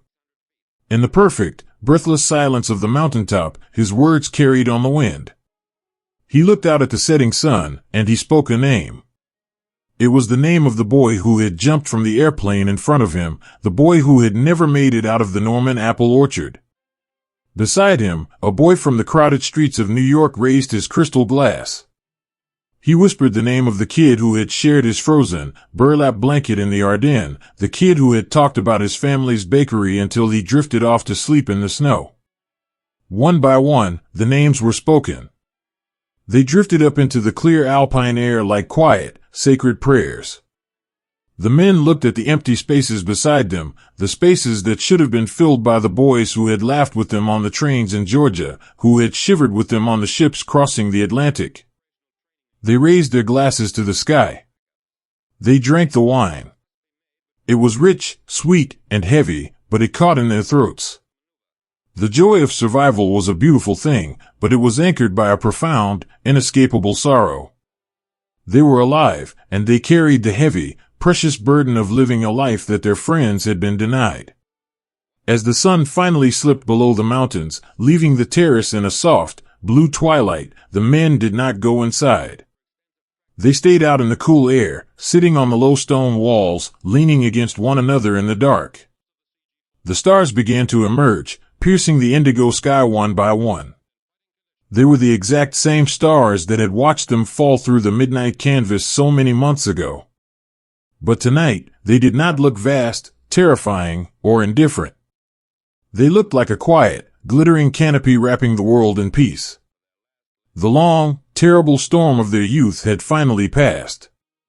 High on the mountaintop, resting in the abandoned luxuries of a fallen empire, the soldiers sat in the beautiful silence. They listened to the gentle sigh of the wind. They held the memories of their fallen brothers close to their hearts, warming them with their own enduring love. And as the night deepened over the Alps, they closed their eyes, letting the profound, gentle peace of the mountain carry them into a quiet, dreamless rest, knowing that when the sun rose again, it would finally be time to go home. To trade the quiet snows of winter for the heavy, breathing emerald of the jungle is to step into an entirely different kind of dream. Time had turned the pages of the calendar, quietly folding the frozen forests of Europe and the rubble of fallen empires into the sepia tones of history books. The young men who had fallen from the midnight canvas over Normandy, who had shivered in the deep foxholes of the Ardennes, were older men now. They sat on quiet front porches in the gentle evenings, listening to the crickets, carrying their memories in a profound and private silence. But the screaming eagle that they had worn on their shoulders did not rest. It was carefully sewn onto the sleeves of an entirely new generation of boys. These were the younger brothers, the sons, the kids who had grown up listening to the crackle of rock and roll on transistor radios and drinking cold sodas on hot summer nights. There were farm boys from the wide, golden plains of the Midwest, and city kids from the bustling, neon-lit streets of Detroit and Chicago. They carried the exact same wide-eyed innocence, the same quiet doubts, and the same profound capacity for bravery as the men who had gone before them. Only this time, the world they were asked to step into was entirely different. When the doors of their transport planes opened, they were not met with the biting, freezing wind of an alpine peak or the gray, weeping skies of an English autumn. They were hit by a physical wall of suffocating heat. The air in Vietnam was thick and heavy, carrying the deep, earthy scent of red clay, blooming orchids, and the sweet, decaying perfume of ancient, wet vegetation. It wrapped around them immediately, clinging to their skin like a damp wool blanket. They traded their heavy leather boots and thick woolen shirts for lightweight canvas and olive-drab cotton that was soaked with sweat within minutes. They stepped out onto the sun-baked tarmac, squinting against the brilliant, blinding light, feeling the heavy, undeniable weight of a world that was entirely alien to the quiet neighborhoods they had left behind. They would not be falling into the dark from the bellies of roaring canvas airplanes. This new generation had been given a different set of wings. They gathered on the dusty landing zones, the tall, wild grass whipping wildly around their knees, drowning in a sound that would become the defining soundtrack of their youth. It was the deep, rhythmic thumping of helicopter blades. The Hueys. They sat on the tarmac like giant, olive-green dragonflies, their engines whining with a high-pitched, metallic hum before the great rotors began to turn, slicing through the heavy, humid air. As the boys climbed aboard, stepping up onto the vibrating aluminum floors, they didn't buckle into tight parachute harnesses. They sat shoulder to shoulder, their feet dangling freely out of the wide-open sliding doors. When the helicopter lifted off, leaning heavily forward and surging into the bright blue sky, the rush of warm wind filled the cabin. The noise was absolute, a roaring, mechanical symphony that made speaking utterly impossible. The deep thump-thump-thump of the blades vibrated through the metal floor, traveling up through their boots and settling deep in their chests. It became a collective heartbeat, a rhythmic, hypnotic drumming that synchronized with their own racing pulses. Sitting in the open door of a helicopter, flying 1,000 feet above the earth, is an experience of terrifying, magnificent vulnerability. A young man, barely 19 years old, held his rifle tightly across his lap. He looked down past the toes of his scuffed jungle boots. Below him, stretching out as far as the eye could see, was an endless, rolling ocean of unbroken green. It was the canopy. A dense, vibrant, overlapping tapestry of ancient mahogany trees, twisting vines, and massive fern fronds. It looked soft from up high, like a plush emerald carpet rolling over the jagged mountains and deep river valleys. In the bright afternoon sun, with the warm wind rushing over his face, it was breathtakingly beautiful. He glanced to his left. Sitting right beside him, his boots also dangling into the open air, was a kid from a small town in Georgia. The wind was whipping the kid's dark hair around his face, but he was calmly chewing a piece of pink bubblegum, blowing a small bubble that popped softly against his cheek. They looked at each other in the roaring wind. They couldn't say a word, so the young man simply offered a gentle nod, and the kid from Georgia flashed a quick, nervous smile, offering a thumbs up. It was a tiny, fleeting moment of connection, anchored in the chaotic swirl of the sky. In the absence of words, they relied on the language of the eyes. There were two boys suspended between the clouds and the earth, finding profound comfort in the simple, steady presence of the brothers sitting next to them. When the helicopter banked sharply, spiraling down toward a small, carved-out clearing in the vast green sea, the beautiful illusion of the canopy shattered. The ground rushed up to meet them, a chaotic blur of tall elephant grass and deep red dirt. The pilot hovered just inches above the earth, the wash of the blades flattening the grass in a violent, swirling hurricane of dust and torn leaves. "Go! Go!" the crew chief shouted, waving his hands. They pushed off the aluminum floor, dropping into the stifling heat of the landing zone. The moment the skids cleared the grass and the helicopter pulled up and away, the roaring thunder of the engine faded into the distance. In its place came a silence that was not truly silent. As the boys pushed their way into the dark edge of the tree line, the jungle swallowed them whole. The bright sunlight was filtered through a million leaves, turning the world into a dim, green twilight. And the air was alive. It was a continuous, vibrating hum. The high, piercing trill of cicadas, the sudden, sharp calls of unseen birds, the gentle, constant rustle of leaves shifting in the high branches. The canopy hummed with a life that was ancient and indifferent to the young men moving quietly beneath it. The heat was a living adversary, pressing down on their shoulders, stealing their breath. They moved slowly, hacking their way through thick tangles of wait-a-minute vines that caught at their clothes and their gear. Every step required effort. Sweat stung their eyes and soaked through the heavy canvas straps of their rucksacks. When they finally stopped to rest, sinking down into the damp, fragrant earth, the exhaustion was total. It was in these quiet moments of overwhelming fatigue that the small, everyday heroism of the infantryman shone through the dark green shadows. A soldier, his face painted with streaks of camouflage and dirt, reached back into his heavy pack and pulled out a small, warm metal canteen. The water inside tasted faintly of plastic and iodine, but it was life itself. He didn't drink first. He unscrewed the black plastic cap and handed it gently to the exhausted friend sitting beside him, leaning against the massive, moss-covered roots of a banyan tree. "Drink," he whispered, his voice barely carrying over the hum of the insects. His friend took the canteen with trembling hands, taking a slow, measured sip, closing his eyes in pure gratitude. Then, he reached into his own pocket and produced a small, slightly crushed tin of pound cake from his field rations. He carefully split the dry, sweet cake perfectly in half, passing a piece back. They sat together in the green gloom, sharing warm water and dry cake, performing a quiet sacrament of brotherhood in the heart of the wild. When the evening came, the jungle did not cool down, it simply turned from a vibrant green to an absolute, impenetrable black. The darkness beneath the canopy was absolute. There were no stars to guide them, no pale moonlight to cast friendly shadows. There was only the thick, humid night, and the terrifying, beautiful unknown. They dug shallow, curved depressions into the red soil, lining them with broad banana leaves to keep the dampness at bay. They sat in small circles, speaking in whispers that were softer than a fading breath. A boy sitting watch pulled a small, red-lensed flashlight from his webbing. He clicked it on, cupping his hand around the faint, crimson beam so it wouldn't be seen through the trees.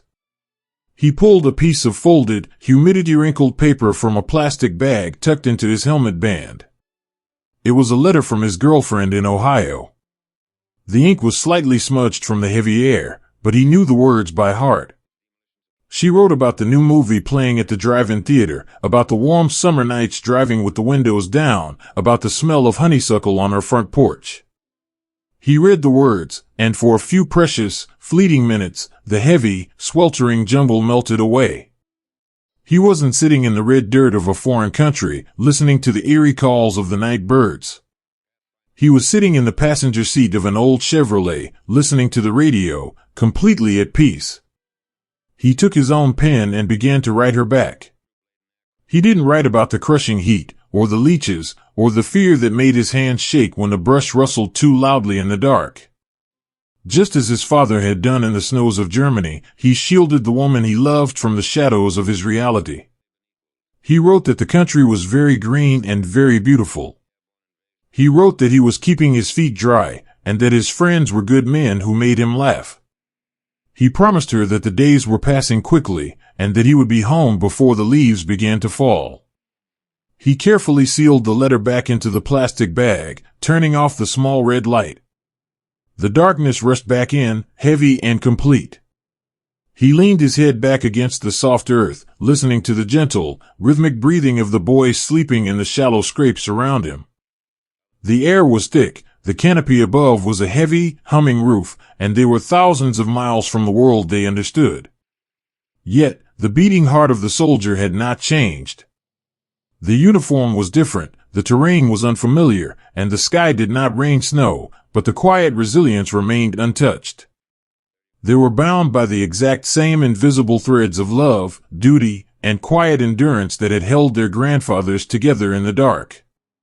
As the first, faint gray light of morning began to filter through the dense, green roof of the world, a distant, familiar sound echoed across the valley. Thump, thump, thump.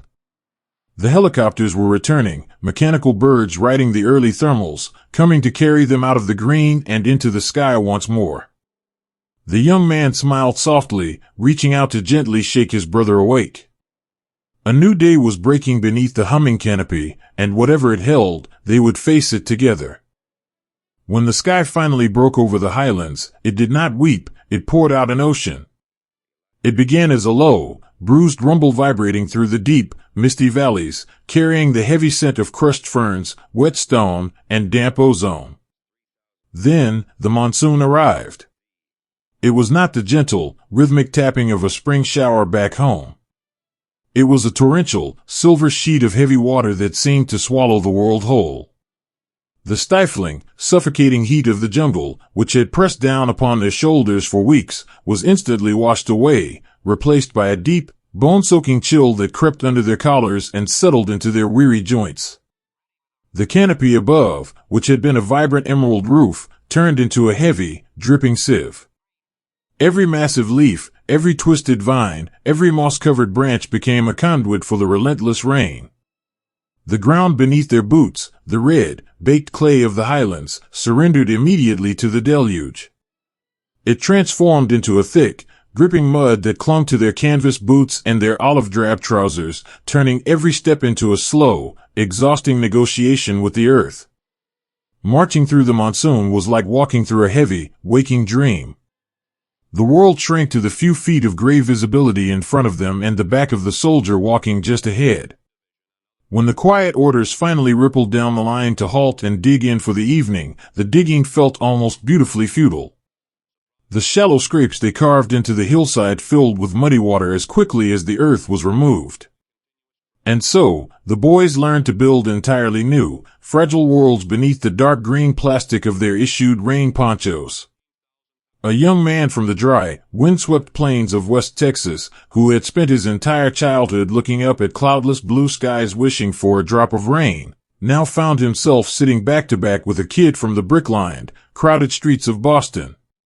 They were huddled together beneath a single, makeshift tent of thin vinyl, strung up between two heavy banyan roots.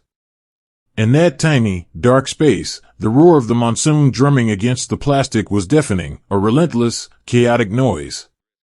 Yet, beneath it, they created a strange, intimate sanctuary of quiet peace. They pulled their knees tight to their chests, holding their rifles across their laps to keep the steel dry, their shoulders pressed firmly together. That single point of contact, the simple, steady warmth of another human being, was the only thing anchoring them to the spinning world. In the dim, gray light filtering through the plastic, the boy from Boston reached into his deepest pocket with wet, shivering fingers. He pulled out a slightly damp piece of hard peppermint candy, saved from a ration box weeks ago. He carefully broke it in two, the candy snapping with a soft click, and passed half to the Texan. They sat in silence, letting the sweet, sharp taste of mint melt on their tongues. It was a beautiful, absurd luxury in the middle of a flooded, foreign jungle. No words of grand encouragement were needed. The shared candy, the shared warmth, the shared shelter, it was a silent, unbreakable pact. I am here. You are not alone. When the heaviest downpours occasionally softened into a steady, gray mist, the true treasures of the heart were slowly brought out into the pale light. Mail call in the monsoon was a delicate, reverent operation. The heavy canvas bags brought in on the last helicopter were guarded like precious gold. To hold a letter in the highlands was to hold a fragile lifeline to a world that felt light years away. A soldier, sitting on his overturned steel helmet in the mud, would carefully wipe his hands on the absolute driest patch of his undershirt before reaching into the waterproof plastic bag taped securely inside his breast pocket. He would unfold the thin, crinkling paper with the utmost care. The blue ink was almost always blurred, the words feathered and smudged by the relentless, inescapable humidity that permeated everything they owned. But the meaning was always perfectly clear. He read his mother's looping, familiar cursive. She wrote about the neighborhood block party, the sound of the lawnmower on a warm Saturday morning, the way the neighborhood dogs chased the sprinklers on the dry, sun-baked concrete sidewalks. It was a dispatch from another universe. The America she described felt like a beautiful, impossible fantasy of dry clothes, soft beds, and quiet, safe evenings. He traced a blurred thumbprint near the bottom of the page, imagining his mother's hand resting there just days ago at the kitchen table. He closed his eyes, and the relentless drumming of the highland rain faded into a soft background hum. He was no longer shivering in the mud. He was sitting on his wooden porch steps, feeling the warm, dry breeze of an August evening, smelling the sweet scent of blooming honeysuckle. He clung to that feeling, letting the memory wrap around him like a thick wool blanket against the highland chill. Writing back was an act of profound, protective love. A boy would use his helmet as a desk, resting it on his knees, leaning his entire body over the paper to shield it from the dripping trees. He would write with a dull pencil, knowing the ink of a pen would only run and bleed into a blue puddle. He did not tell his father about the leeches in the rivers, or the deep, aching trench foot, or the bone-crushing exhaustion of trying to sleep in a puddle of water. He did not write about the sheer, terrifying vastness of the jungle. Instead, he became a poet of reassurance. He wrote about the massive, beautiful blue butterflies that fluttered through the canopy when the sun briefly broke through the clouds. He wrote about how his platoon felt just like a family, and how the funny kid from New York was finally teaching him how to play a proper game of cards. He sent his love across the ocean, wrapped in a damp, smudged envelope, ensuring that his family only knew of the bravery and the brotherhood, shielding them entirely from the misery of the rain. As the day dissolved into a deep, impenetrable black, the rain would return with a vengeance, drumming its heavy, hypnotic rhythm against the broad banana leaves. The nights in the highlands were vast, starless, and heavy. The darkness was so complete it felt like a physical weight resting against their eyelids. This was when the true, quiet strength of the airborne soldier revealed itself. It was not found in the chaotic noise of a firefight or the dramatic rush of a helicopter assault. It was found in the profound, absolute trust required to simply close one's eyes in the dark.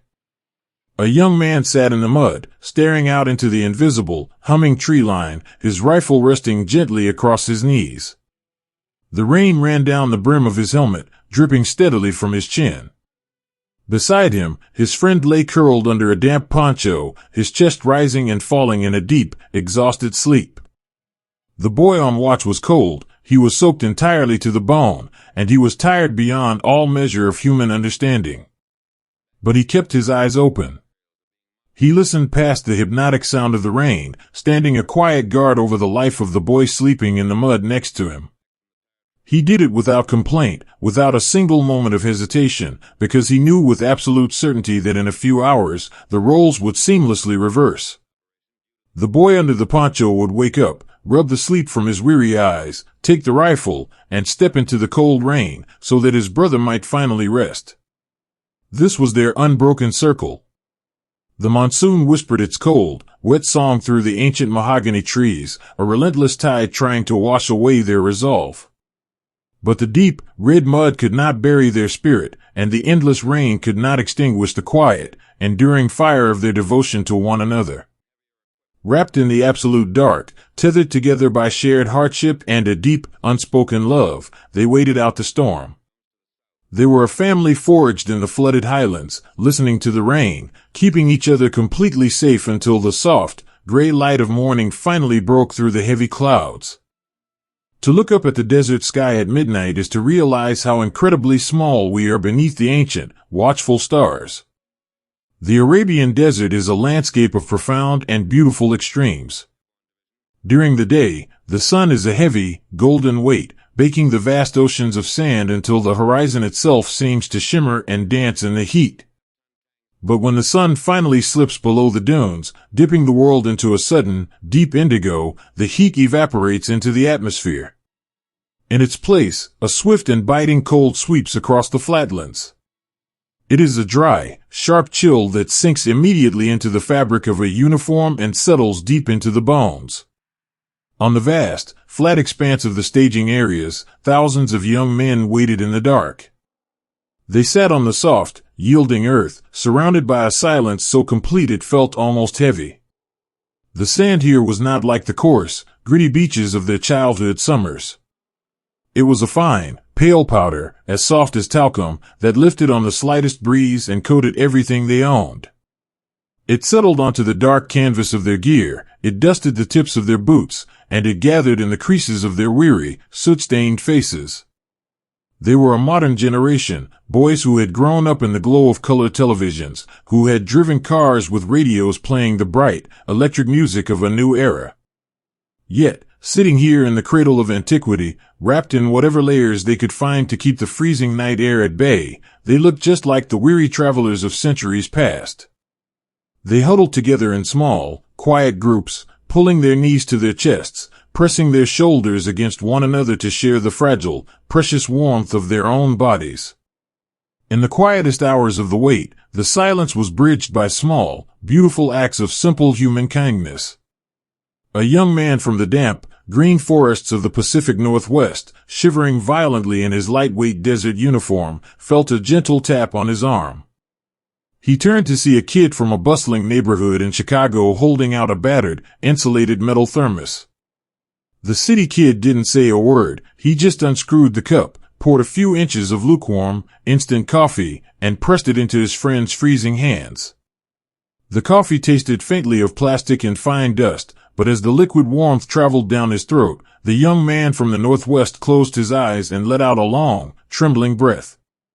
He leaned his head against his friend's shoulder, a silent, profound thank you offered in the dark.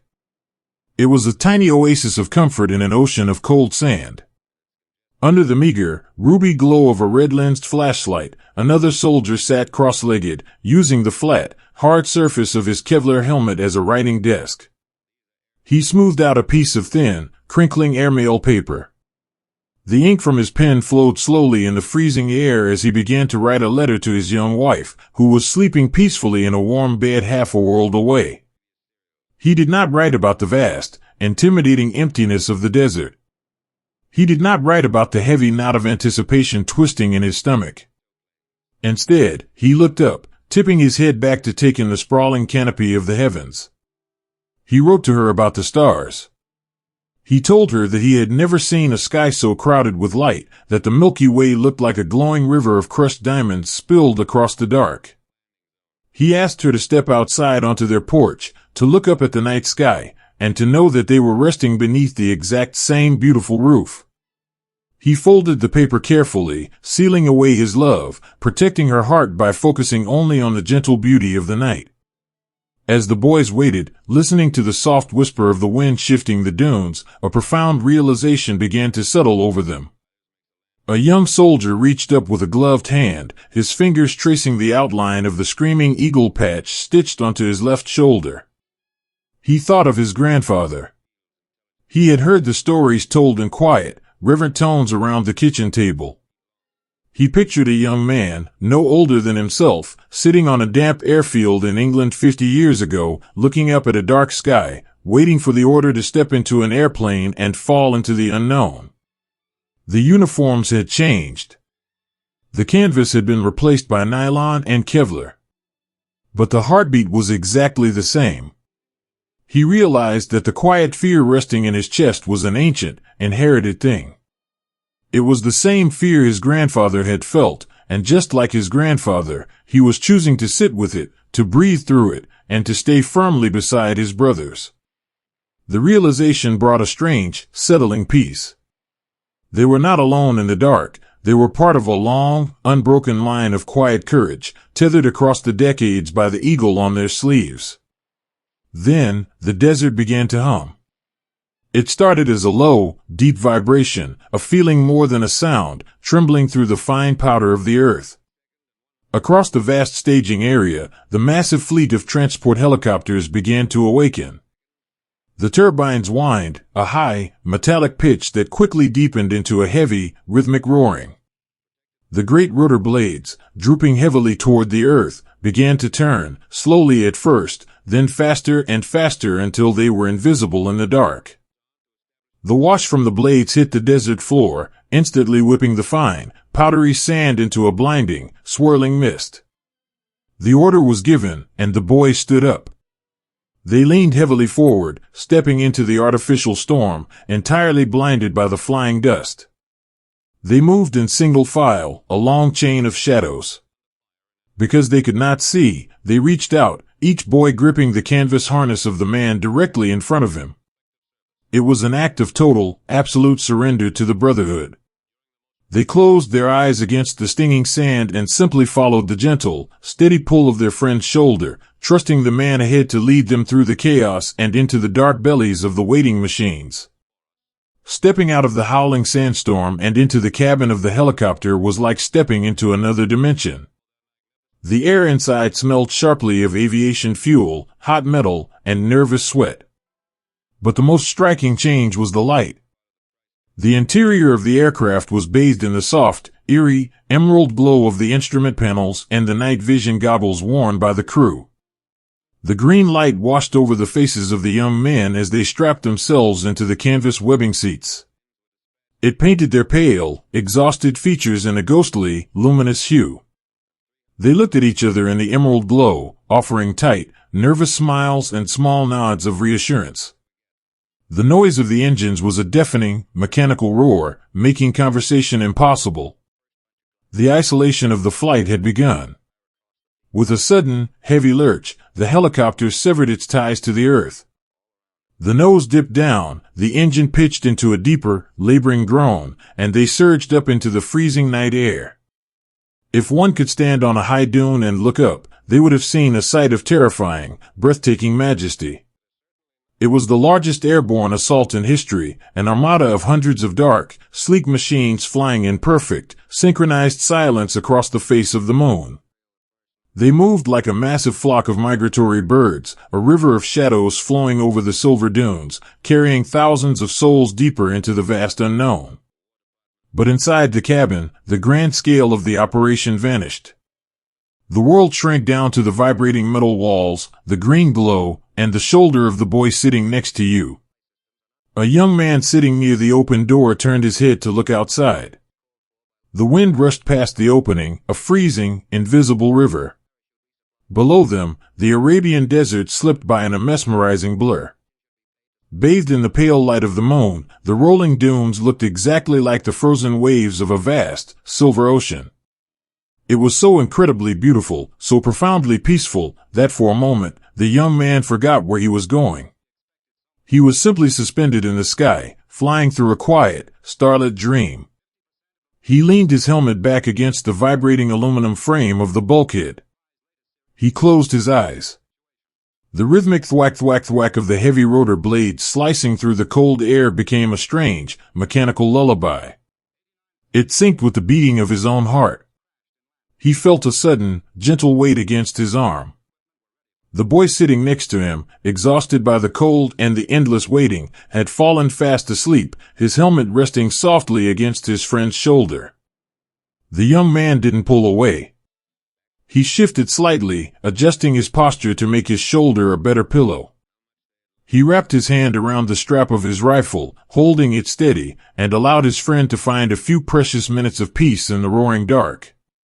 It was a tiny, invisible act of love, floating 1,000 feet above the sand.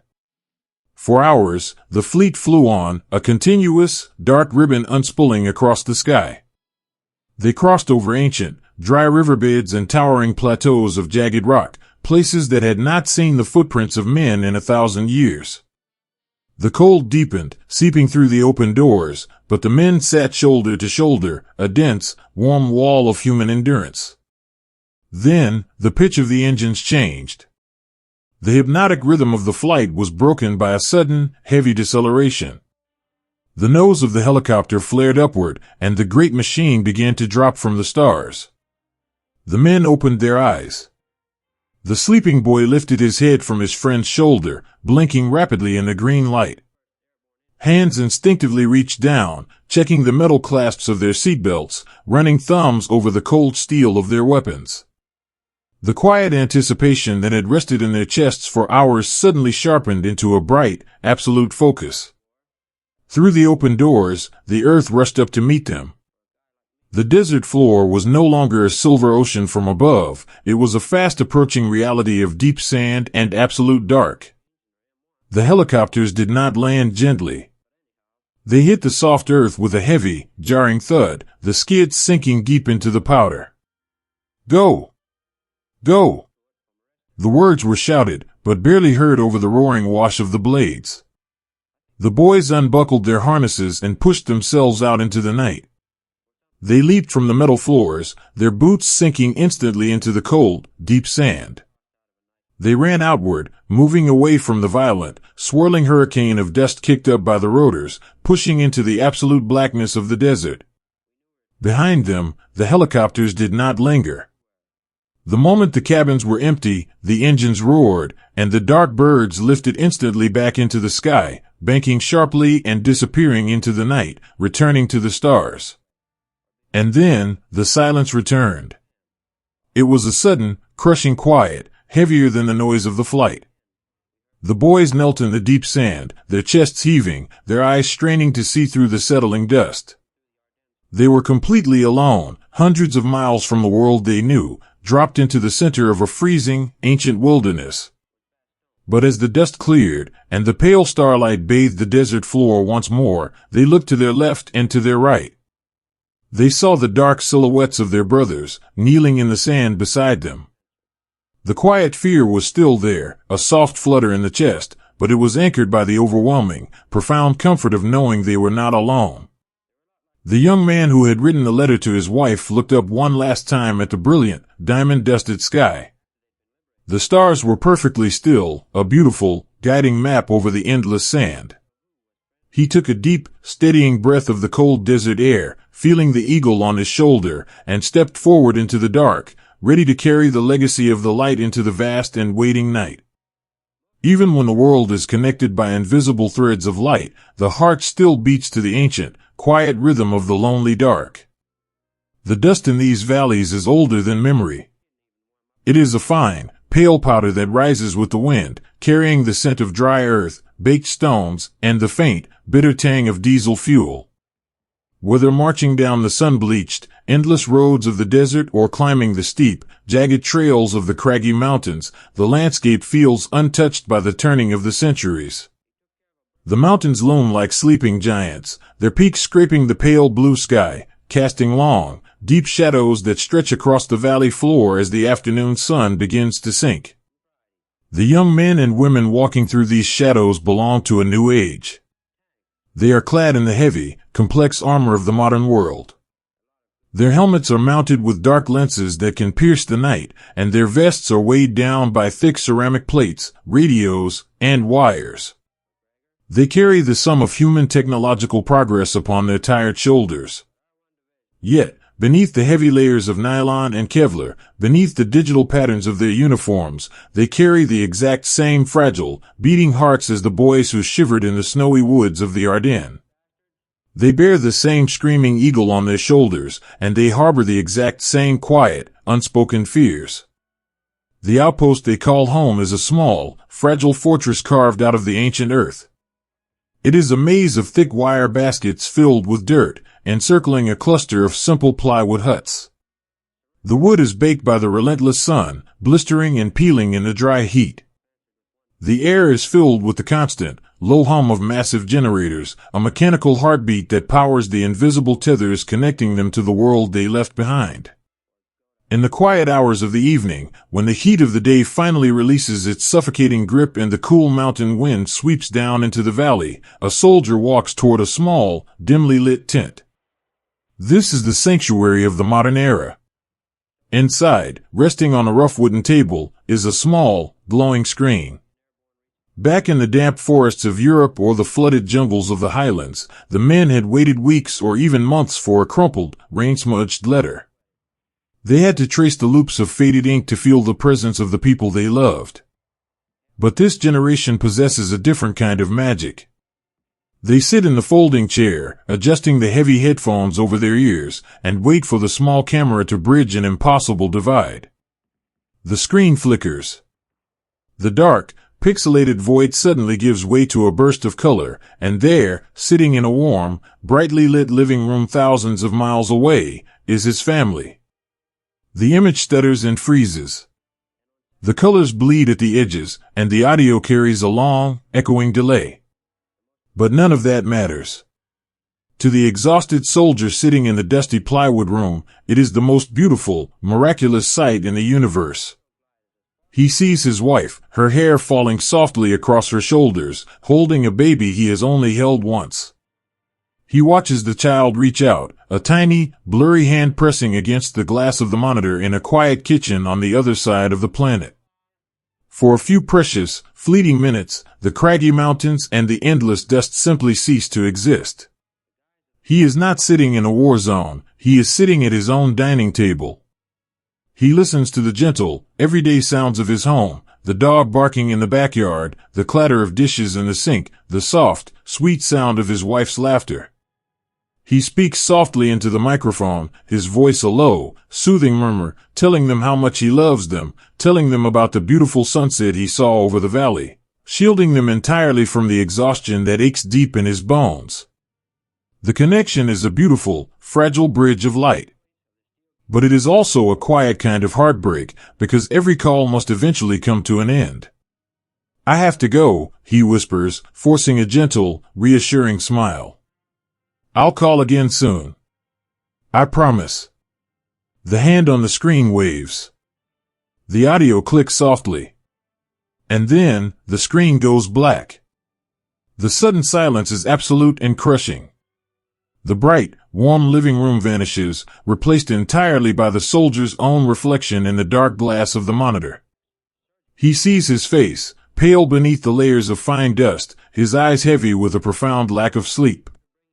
The magic evaporates, leaving him sitting in a plywood hut, surrounded by the humming of the generators and the vast, indifferent darkness of the valley. In that sudden, heavy moment of disconnection, the modern technology strips away all its comforts. The isolation he feels is the exact same, timeless ache that his grandfather felt sitting in a muddy trench. It is the overwhelming, heavy realization of just how far away home truly is. The screen cannot wrap its arms around him. The satellite cannot keep the cold wind from seeping through the cracks in the wooden walls. He takes a slow, deep breath, pulling the dry, dusty air into his lungs. He takes off the headphones, stands up, and pushes open the heavy wooden door, stepping back out into the night. But as he walks out into the shadows of the outpost, he is not alone. Sitting on a stack of sandbags near the edge of the perimeter, bathed in the pale, silver light of the moon, are the men and women of his squad. They are talking in hushed, quiet whispers, their voices barely rising above the whisper of the wind. They are passing a warm bottle of water back and forth, tossing small pebbles into the dust, waiting for him to return. They look up as he approaches. They do not ask him about the call. They do not ask if he is homesick, or if the heavy ache in his chest is making it hard to breathe. They already know. They know because they carry the exact same ache in their own chests. A young woman, her heavy armor unbuckled and resting beside her, simply scoots over, making a small space on the sandbags. "Have a seat," she whispers softly, offering a quiet, knowing smile. He sits down beside them, feeling the solid, comforting presence of his brothers and sisters. They lean back against the earth, looking up at the sky. The stars over the mountains are brilliant and piercing, a massive, glittering canopy that stretches endlessly over the rugged peaks. In the quiet company of his squad, the sudden, crushing loneliness of the dark screen begins to gently fade. The technology of the modern world had brought him home for a few fleeting minutes, but it is the timeless, enduring spirit of the people sitting beside him that will actually carry him through the night. This quiet resilience reveals itself in 100 small, beautiful ways out in the dust. It is the medic who spends her few hours of precious rest carefully organizing her bags, double-checking every bandage and vial, ensuring that she is perfectly ready to catch anyone who falls. It is the young sergeant who walks the perimeter in the deepest, coldest hour of the night, placing a gentle hand on the shoulder of a shivering sentry, whispering a soft word of encouragement to keep the heavy sleep at bay. It is found in the dusty, ancient villages scattered along the valley floor. When the patrol walks through the narrow, winding streets of mud brick houses, carrying their heavy weapons and their modern armor, they are met by the wide, curious eyes of local children. The children run alongside them, barefoot in the dirt, their laughter a bright, musical contrast to the heavy silence of the patrol. A soldier, his face hidden behind dark glasses and a heavy helmet, pauses near a crumbling stone wall. A little boy, wearing a faded, oversized shirt, looks up at him with a mixture of awe and gentle apprehension. The soldier slowly reaches into his heavy vest, his calloused fingers searching past the spare magazines and the radio wires. He pulls out a simple, plastic pen. He kneels down, the heavy plates of his armor shifting with a soft, settling sigh. He takes off his dark glasses, revealing eyes that are kind and impossibly tired. He holds out the pen, offering it to the boy with a soft, encouraging nod. The boy hesitates, then reaches out, his small fingers brushing against the soldier's dusty glove. The boy takes the pen, a massive, brilliant smile breaking across his face, and he runs off to show his friends. The soldier stands back up, replacing his glasses, a quiet warmth blooming in his chest. Beneath the complex machinery of the modern era, the simple, beautiful language of human kindness remains completely unchanged. They are warriors, carrying the heavy burden of the eagle, but they are also ambassadors of a gentle, hopeful grace, leaving tiny sparks of light in the shadows of the valley. As the night deepens over the outpost, the temperature continues to drop. The soldiers pull their fleece jackets tight, zipping them up to their chins.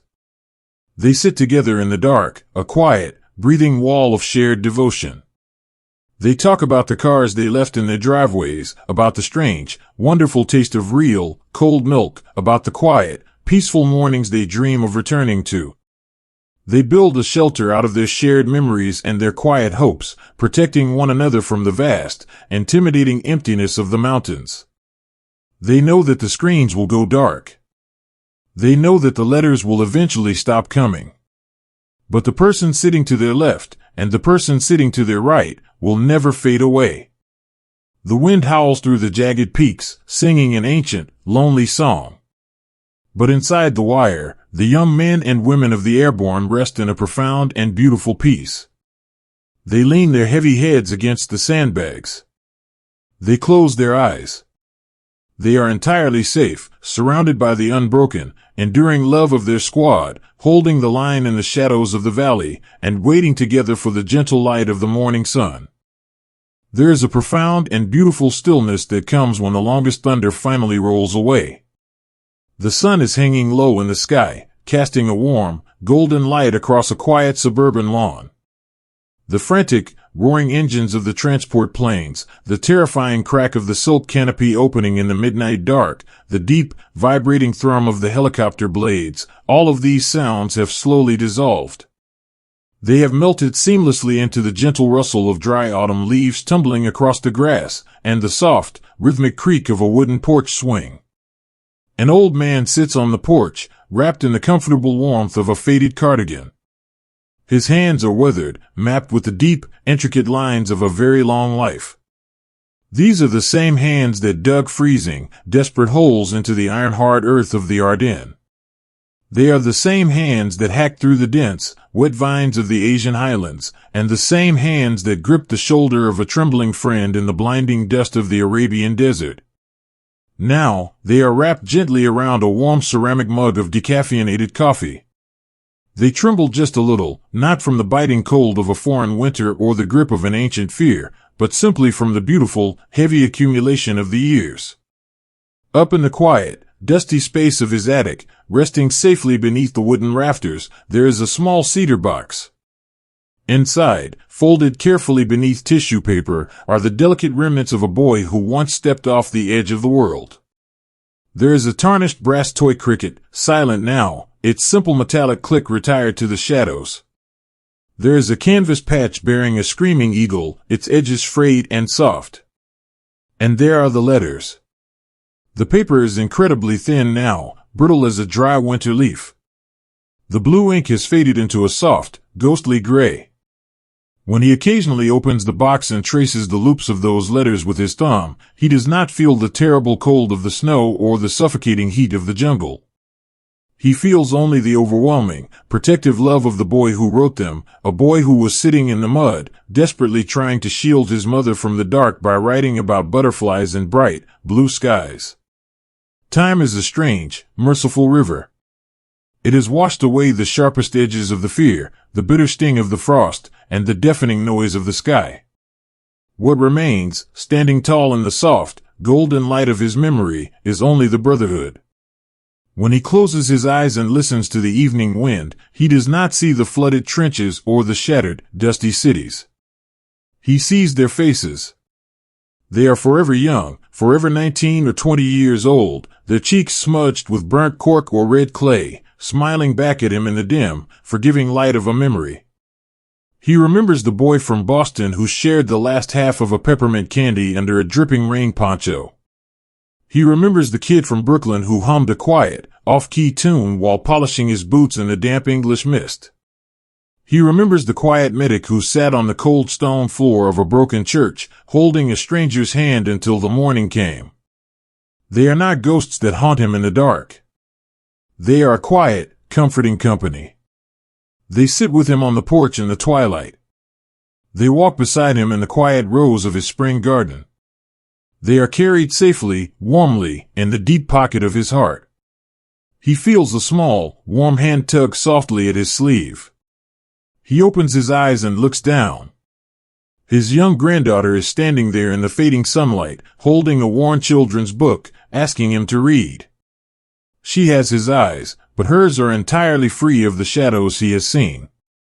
They are bright, clear, and full of an endless, beautiful wonder.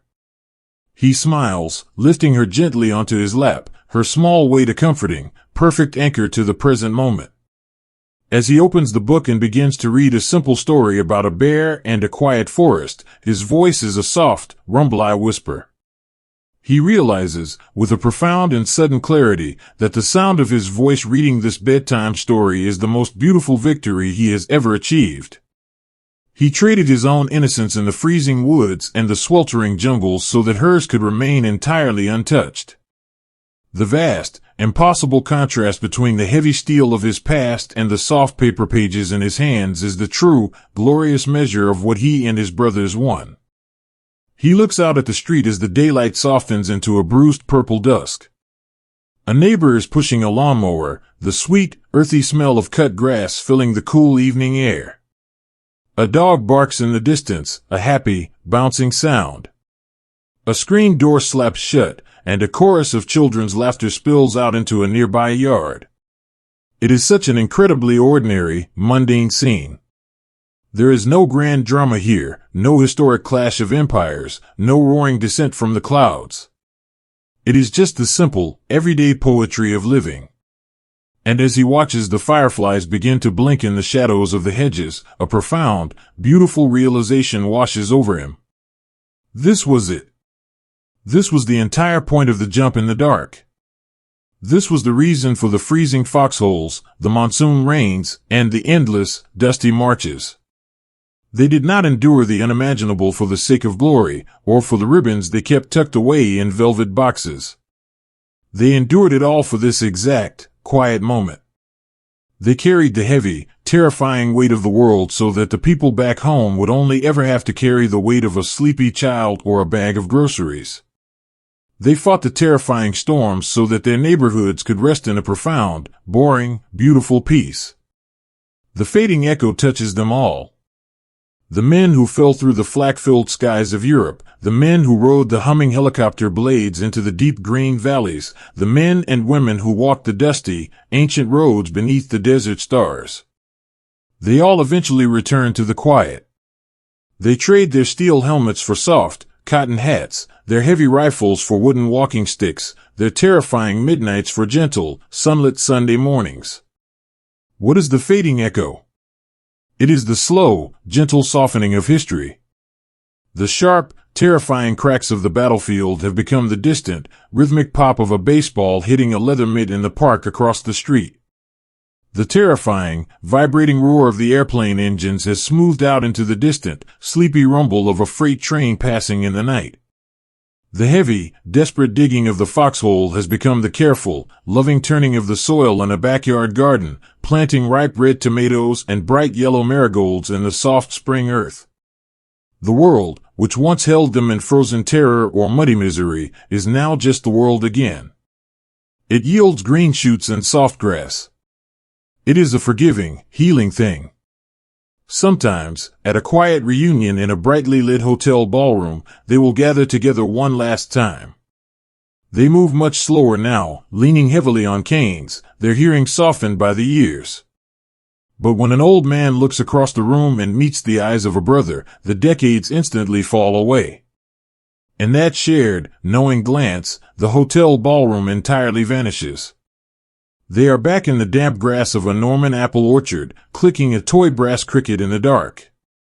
They are back beneath a dark green poncho in the pouring rain, sharing a piece of dry pound cake. They are back in the freezing snow, pressing their shoulders together to stay warm. The bond they forged in the fires of their youth is entirely immune to the passage of time. It is an eternal, unbreakable thread of gold woven deeply through their souls. As the evening finally surrenders to the night, the old man closes the children's book. His granddaughter has fallen fast asleep against his chest, her breathing slow and rhythmic. He holds her gently, rocking the porch swing with a slight push of his foot, listening to the crickets begin their quiet, nocturnal song. He watches the first stars begin to prick through the deep velvet canvas of the sky. They are the exact same stars he watched from the deck of a rolling transport ship in the Atlantic. They are the same stars that guided him through the hedgerows of France, and the same stars that blanketed the vast Arabian desert. They are ancient, steady, and entirely at peace. He takes a slow, deep breath of the cool night air. He does not feel sorrow for the fading of his youth. He feels a deep, abiding, and profound gratitude. He was given the greatest, heaviest privilege a person can bear, to be a shield for the innocent, to be a light in the darkest of nights, and to return home to see the sun rise on a quiet, safe world. When he finally stands up from the porch swing, carrying the sleeping child carefully in his arms, the wooden floorboards creak softly beneath his feet. He pauses for just a moment before stepping through the screen door. He turns his head and looks up at the vast, silent sky. He does not offer a stiff, military salute. He simply offers a gentle, quiet nod of his head. It is a final, whispered goodnight to the boys who stayed behind in the snow, in the mud, and in the sand. He whispers their names into the night breeze.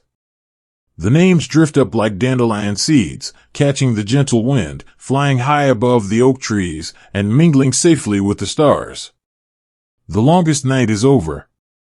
The dawn they fought so hard to reach has settled into a beautiful, endless evening. The echo of their courage has faded into the rustling leaves, leaving behind nothing but the quiet, eternal grace of a world at peace.